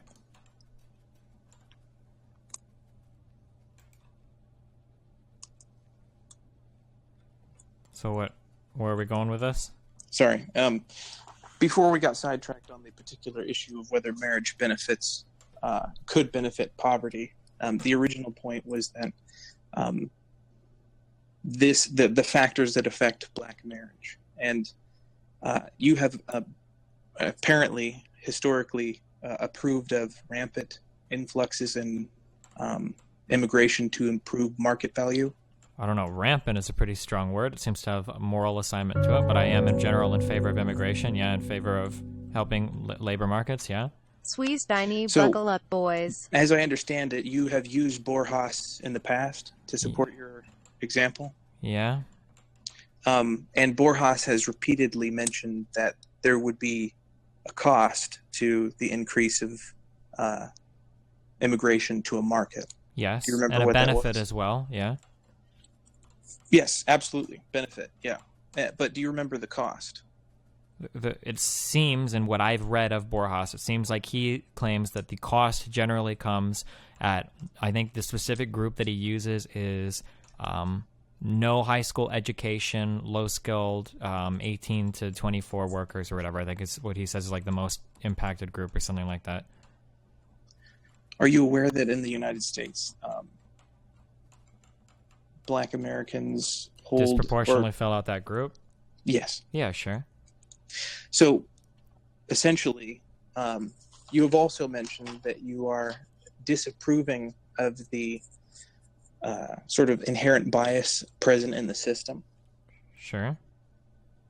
And this bias results in disadvantagement for minorities, specifically Black individuals that lack access to education and opportunities. Mm-hmm. So I guess in this particular example, this is something that would directly impact, or at least partially impact, the or affect the low Black marriage. But sure, but I would say that like my goal here wouldn't be a protectionist policy to protect low-skilled jobs, but it would be to raise the skills of the average Black employee would be the goal here. So you're saying that the idea would be to raise Black education levels and job skill rather than enact protectionist policy to protect their wages. Are you familiar with Borjas's collaboration with oh man,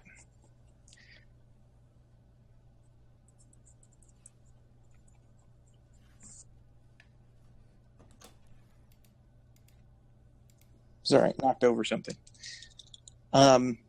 Professor Ito and Rapo. What about it, or what specifically? They discovered that the usage of the minimum wage protects the reduction or the loss of native workers in a particular area. Okay. One of the things that you mentioned, or at least I believe that you were in support of, was the elimination of the minimum wage. Maybe. I'm not entirely sure, but my inner Econ 101 tells me yes, but... Okay. So I guess the thing I was going to point out was that immigration can potentially affect the outcomes of Black marriages. You have been, you said you don't support protectionist policy? In general, no. Okay. But you mentioned that you think that is an important thing to discover the problems in a system that would be disadvantaging Black people. Is this correct? Yeah. And if this is one of these potential problems that could arise, wouldn't it be better not to do it? No. I would seek to remedy problems in the Black community than hurt the entire country in order to protect a problem that needs to be... You mentioned education. Who would be educated? Would it be the adult people? Sure, or new children in the Black community. And if they were not interested in education or weren't capable? Why would they be incapable of education? Low-skilled labor? Well, I mean, white people are capable of being educated and attaining high-skilled labor. Mexicans, Asians, all other groups are. Why wouldn't Black people be capable of high-skilled labor or education? It's not a matter of capability. It's just a matter that they would already be qualifying for low-skilled labor, which means that they would have inherent disadvantages to gaining more education, or they would have done so. Sure, so maybe if we can find sections of Black people that would benefit from some type of funding or whatever that would get them involved in schools more, or some kind of financial assistance there, I think I would more prefer that than... So you're talking about... I'm sorry, go ahead. I would more prefer something like that rather than hurting the entire economy by enacting protectionist policy. So, so bringing in unskilled labor from a different country to compete with the unskilled labor that is native, which would be largely affecting the Black community, would not be something that you would support. I'm sorry, could you say that one more time? I'm sorry, my mistake. Would be something that you support. Okay. So bringing in low-skilled labor from other countries to compete with native low-skilled labor. Yeah, it's generally something I support, yes. Okay, and it doesn't matter that it would disproportionately affect the Black community and then thereby disproportionately affect the suitorship or the suitorability of the Black community. No, I mean, that's a problem, but I would hope to remedy that by fixing problems in the Black community, as I said before, I think. Okay, but that would be creating a problem that you would have to fix. Well, it's already a problem that black people disproportionately represent low-skilled labor. That's already a problem that exists that needs to be fixed. Right. You say it's a problem, right? Yes. Okay. And how do you know? Because I don't believe that there is an inherent difference between the races that would explain why one race or ethnicity of people should disproportionately have low-skilled labor compared to another race or ethnicity of people. Okay, an inherent difference between the races. You mean genetically? Sure. Okay. What about culturally? I mean, we're all American, so... Yeah. Are you a black American? No. Okay. Do you understand that there would be a difference between a black American or a Native American or a white American? Sure, but cultural differences, cultural things can all be changed by, different types of policy and whatnot as well, regardless. Culture can be changed by policy? Yeah. Can you give me an example? Cigarette smoking. How old are you? I'm 30. Okay, so then you remember, when we were growing up, okay, I'm 28, cigarette smoking was ubiquitous in the United States. You could go to any restaurant, anywhere, and you would smell smoke all the time. I don't know what you do for fun now. I guess if you go to like a casino, you could still smell it, but it's very, very, very rare to see people smoking, right? And I know that there were a lot of different types of both public and private policy that pushed people towards making these decisions, right? There were different laws enacted that made it illegal to smoke in places that served food. There were different government-funded public programs that discouraged people from smoking, the Surgeon General warnings and all that. That would be an example of something that was heavily changed in our culture, right? Smoking was very much a culture thing. If you were a cool cowboy or a cool action hero, you were always smoking, and now that seems to be largely absent from our culture. You're saying smoking is no longer cool? I don't think so, no. Vaping is the new smoking, but no, I don't. Right, would you disagree with that? I don't really see in action movies. In action movies, you would always expect like the dude to light up or whatever. Like smoking used to be like a really cool, especially if you go back to like the cowboy movies. Like everybody had a fucking cigar, the John Wayne cigar hanging out their mouth and everything. Like that used to just be a super classic thing. But now it seems like that's not really a cultural thing as much anymore. And you even find like it's not like this is what the parents say are hip, but you find like young people saying things like, "Oh no, smoking is disgusting." Okay, so you're saying the culture of this particular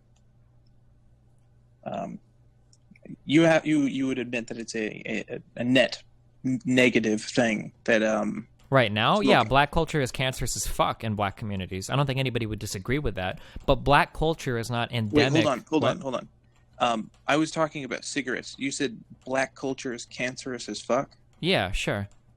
No, I'm just referring to cigarettes. Yeah, sure, cigarettes is bad too, right? But I understand what you're getting at, right? That the black culture of not liking education, of dealing drugs, or all of that, that's a very bad thing, sure. But I don't think that culture is endemic to or intrinsic to black people, right? I was not going to mention that. Oh, well, why? Well, then why are you talking about culture? Okay, so specifically what I was referring to in black culture is that it's directly affected by the systemic system that is already in place. So not necessarily to the point of racism. I don't agree with the idea that there is what people would call racism built into the system. No. What I think is that there are things that disproportionately affect black people, whether it is a impersonal mechanism of a bureaucratic system that needs at least a high school education to navigate, or the child support laws that are present across the United States. These things have resulted in a negative effect on culture, which has adapted to allow for these things to happen and for people to be generally good people regardless, or to be viewed as decent people. What do we disagree about then? So, I'm not really sure your black culture cancer statement. I'm not sure in that particular regard, but what I'm saying is that, for example, as it comes to education, black men do not seek education as frequently as black women. How would you fix a culture that has black women succeeding and black men less successful? I don't know. I would have to figure out. I don't know why black men don't go to exactly school. So how are you going to fix something if you don't know why it's happening? collect data. Maybe it's disproportionate. I don't know. You would have to ask a sociologist. Maybe it's disproportionate treatment in the justice system. Maybe it's geography. Maybe the areas that black people live in tend to have less opportunities for employment or education. Maybe it has to do with how we fund education. Maybe poor black neighborhoods don't get the property taxes they need to fund their schools.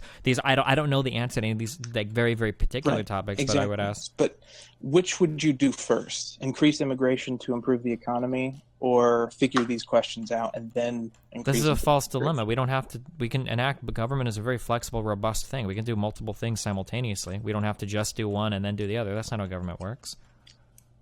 Okay, but we're not talking about government. We're talking about worsening a population's outcomes for profit. Okay, but we could do both at the same time. We could explore issues in the black community while increasing the economy overall. So you're saying we can explore issues in the black community while also reducing the black community. We do them both at the same time. Sure. Yeah. But here's the thing: when you reduce the wages of black individuals at low skilled labor, increase unemployment and increase incarceration rates, you change the culture again. So you'd be researching a culture that is in the midst of adaptation to the new system. Okay, but if you enacted hardcore protectionist policies, the majority of people in raw numbers that would be benefiting would probably just be white people. Hardcore protectionists? Yeah, you're talking about curbing immigration to hurt labor markets. No. We're referring to your suggestion of increasing immigration.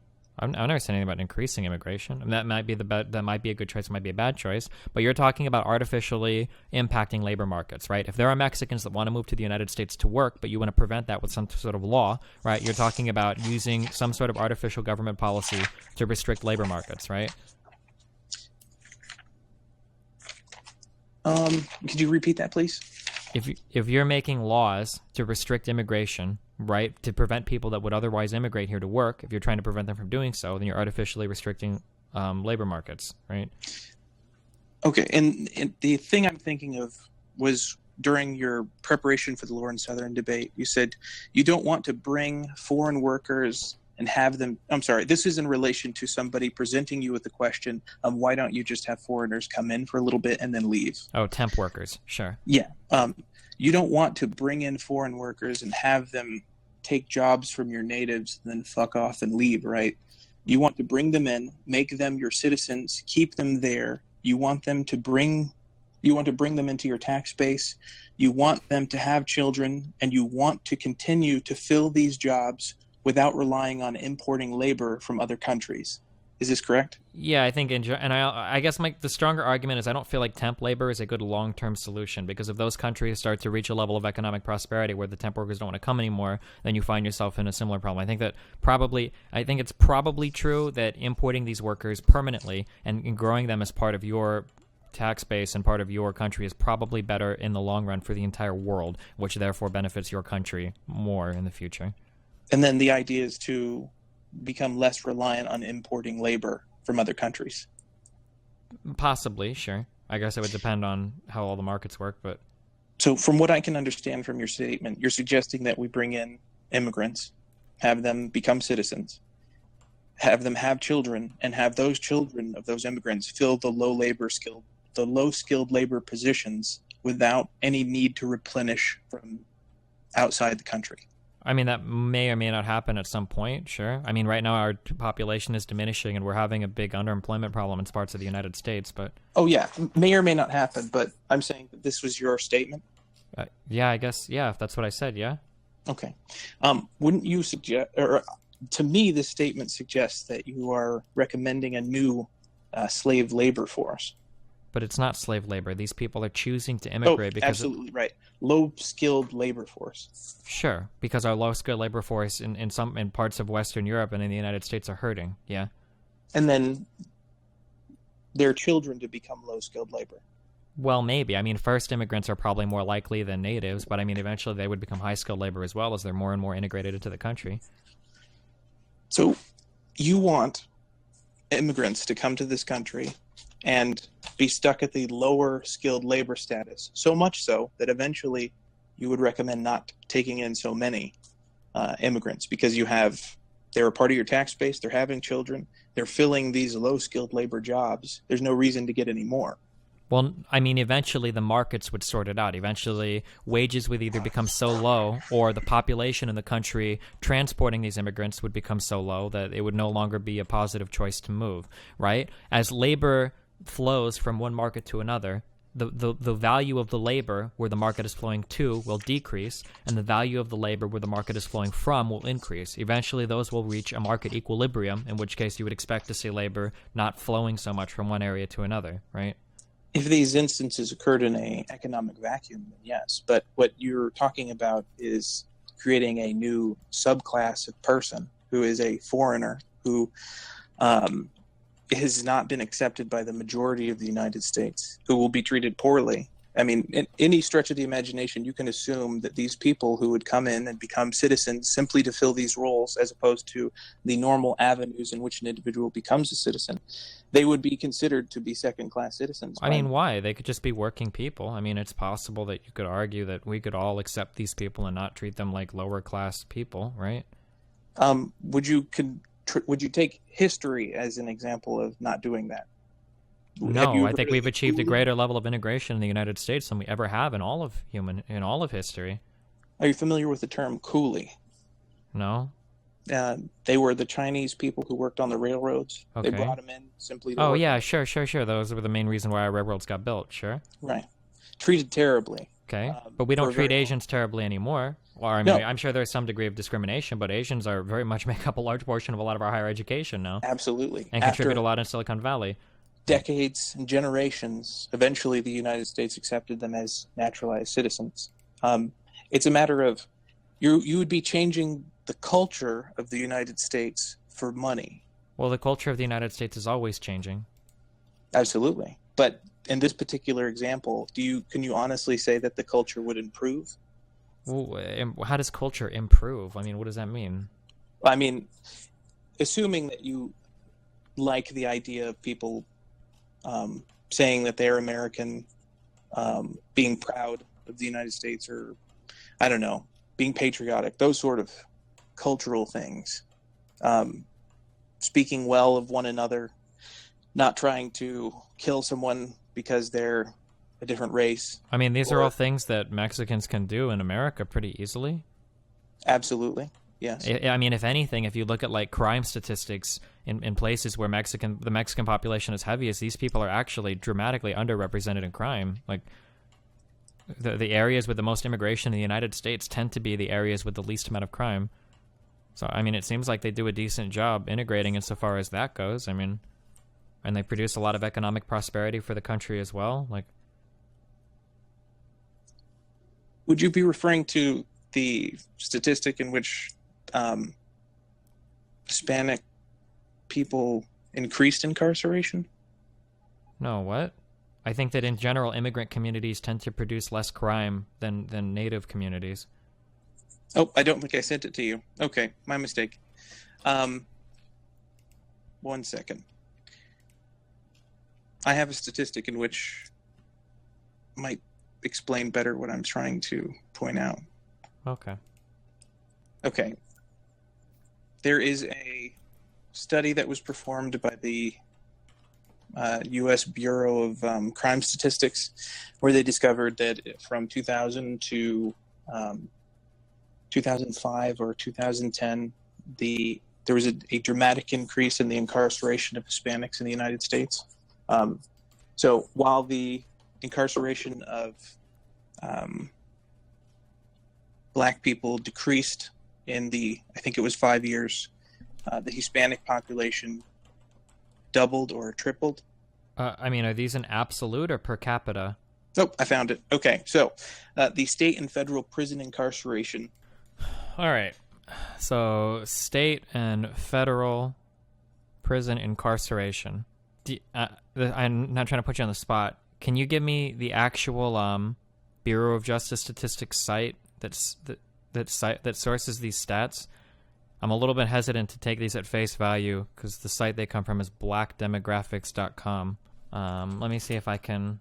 So I mentioned that I should mention that I was mistaken. It wasn't the Bureau of Criminal whatever I was thinking. It's a bunch of different areas added together. Yeah, so like I don't know the methodology of the way this person is adding this stuff together, and typically people from sites like these have very specific agendas that make me wary to trust their data at face value. When I had an argument with JonTron, similar data floated around that was conflated from a bunch of different sources in a pretty dishonest way. Okay, so you're saying that you are not sure about the legitimacy of this particular Correct. data. I would like to see the Bureau of Justice Statistics sourcing for this rather than a compiled data table from somebody who writes for blackdemographics.com.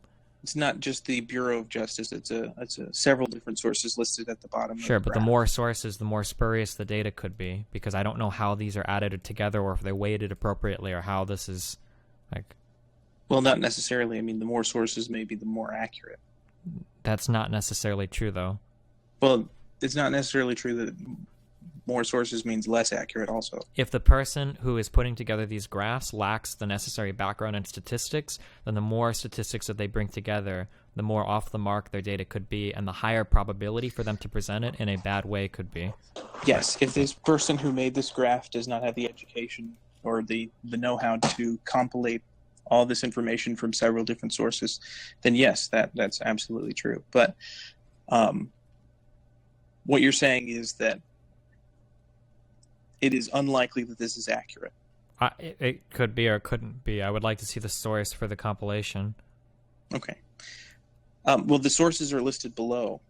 Are you able to see it? Yeah, but I mean, it just says source BJS, like the Bureau of Justice Statistics. That's a huge database of crime. Like where exactly? I mean, I can't do this now. I'm not. I mean, he listed sources, but well, the place that you would likely start would be the state and federal prison incarceration rates for races. Well, I'd probably just go to the Bureau of Justice Statistics and start looking. Like, yeah, I mean instead of looking at the Bureau of Justice entire statistics, you'd start with the state and federal prisons incarceration rates. But okay, I get that you don't fully trust this source, but if you were to humor me and consider that it may be true, okay, that these may be accurate compilings of this data, okay, then it would suggest a drastic increase in Hispanic incarceration. Would you agree? Unfortunately, no, not yet. You need more data.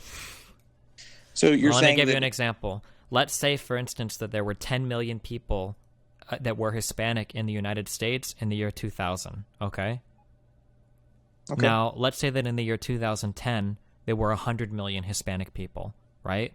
If the Hispanic population grew 900%, but the crime only grew 15 to 20%, then that would mean that Hispanics are decreasing the amount of crime they commit, right? If the population was outgrowing percentage-wise the number of criminals, that would mean that the percentage of Hispanics committing crime would actually be decreasing markedly, right? Much the same way that if the Hispanic population was decreasing, you could argue very easily that, wow, Hispanics are committing even more crime than what it shows. You would technically need more numbers to draw stronger associations. But it sounds like I'm being a real stickler, but this is kind of like a really big point that a lot of people can use data to present very disingenuous numbers. I can actually give you a real-life example of this, that Syrian immigrants in Germany are massively underrepresented in crime, but there have been more crimes committed by Syrian refugees over the years. And a lot of people point to that and say, well, look, you can see these refugees are committing more crime. But if you look at it, it's actually less than before. But the thing is, they're taking in more of them. So even though the percentages per capita of crime are decreasing and are actually below natives in a lot of sections in Germany, especially compared to Syrian refugees, you find that the absolute number of crime has risen, right? But that's why it's so important to talk in per capita, because if you don't talk in per capita, you can tell wildly different stories using the same numbers. So you're saying that it is likely due to a population increase that Hispanics from 2000 to 2010 increased their incarceration rate? Well, it's possible. Let's look real fast, okay? I'm curious. Okay. So Hispanic population in the year 2000, right? The Hispanic population grew by 15. Oh, okay. Well, so the Hispanic population grew by about 15.5 million from 2000 to 2010. That's a 44% increase, right? So Yes. Let's go back to your data, okay? So in 2010, you've got 327,000 people committing crimes versus 2,000, right? So Incarceration, not committing crime. Or sure, incarceration. So if we take that 206,900 people and we divide it by the 327,200 people, right? Oh, Well, we find that the crime has risen by, am I doing this right? 37%. So even though the population has grown by, wait, hold on, did I do this right? Or it might be the other way. 6%. No, I'm sorry. So we find that the crime has grown by 63%, right? But even though the crime has grown by 63%, the population has grown by 44%. So that growth in crime isn't as dramatic as it seems, right? Does that make sense? And again, it's still dramatic when compared to white and black totals. What? It's still what? I'm sorry, say that. It's still dramatic when compared to white and black totals. Black crime, incarceration was down at that time, and white crime did not increase at the same rate. So when compared to other races, you do not see the same reciprocal increase. Sure. But you do see a 60%. I believe you said 60? Hold on, let me see. Okay, wait, to actually do this, you would do this, -3. Okay, so crime grew by 120,000. So I want to know 120 of 207. Hold on, so... No. Oh, fuck, why am I so fucking bad at this? Hold on. It's cool. Oh my god, what number am I looking for?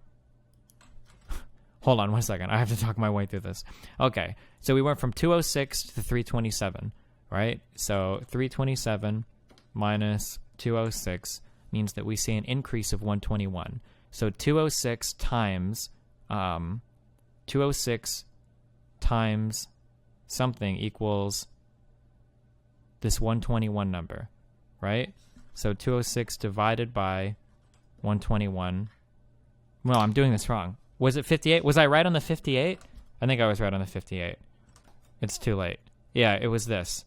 So the crime increased by 59%, right? If we do 1.59 times 206, yeah. Okay, so we see that crime increased by 59%, which outpaced the immigration, which grew by 44%, or the number of Hispanics by 44%. Sure.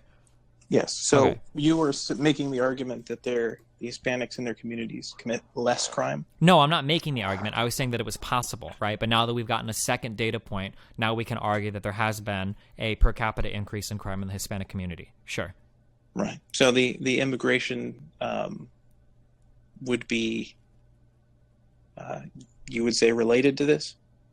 I don't know. You need more data. You can't just use one chart to make. That's a very, very big claim. Didn't you just use the immigration numbers to figure out the percentage? Well, but I don't know if more immigration will cause more crime. I don't know what types of Hispanics have a propensity for committing crime. We would need more data to break that down.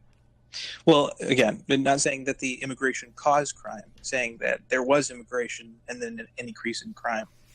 Yeah, but maybe the crime is more likely to happen with first-generation immigrants as opposed to people that immigrate, like first-generation people born. Maybe the crime is all broken down by socioeconomic lines. Like, we would need more data. To find the source, yes. But to indicate that there might be a problem, no. Maybe. All right. Well, listen, I have to sleep soon. It's getting really, really late for me. Oh, I completely understand. Thank you for having me. I'll give you the final word. What else? What do you want to end on? Yeah, okay. So I guess my point would be that it is reasonable to consider that black marriage can have beneficial aspects to it that may affect finances, that may affect, and that can be affected by the general economic status of the United States and the immigration and all that. The inherent biases in the system are not necessarily racist based, but are built into result in a disadvantage to black communities due to culture or whatever aspect, can be in some circumstances assisted by being in a relationship committed to raising children. Sure. That's it. Yeah. Gotcha. All right. Well, hey, I appreciate the conversation, my dude. Thank you very much. Yep. Have fun. I'll see you later.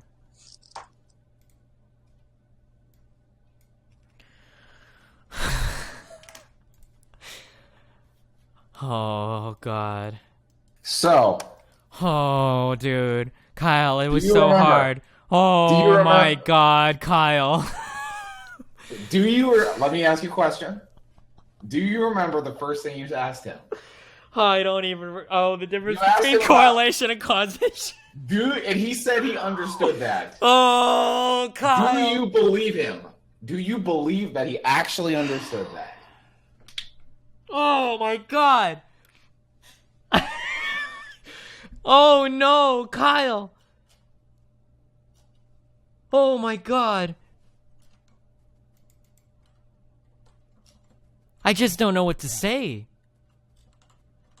This is what I remember when I told you earlier. I actually went over. I'm glad that I went over this so much with him. Actually, people are. It looked like a really dumb debate, but I'm glad that we spent so much time on this because earlier I said when I was talking, I said sometimes when I talk to people, I have the feeling that we're talking about these high level concepts when there are fundamental misunderstandings that they have about how data and stats work that makes it so I shouldn't even be so I'm glad, but like I spent like an hour talking about causation versus correlation. Oh, Kyle. That's all you talked about. Okay, but couldn't you maybe say that this is a causal relationship? No! No, you can't! Oh my God, dude. What the fuck? Holy shit.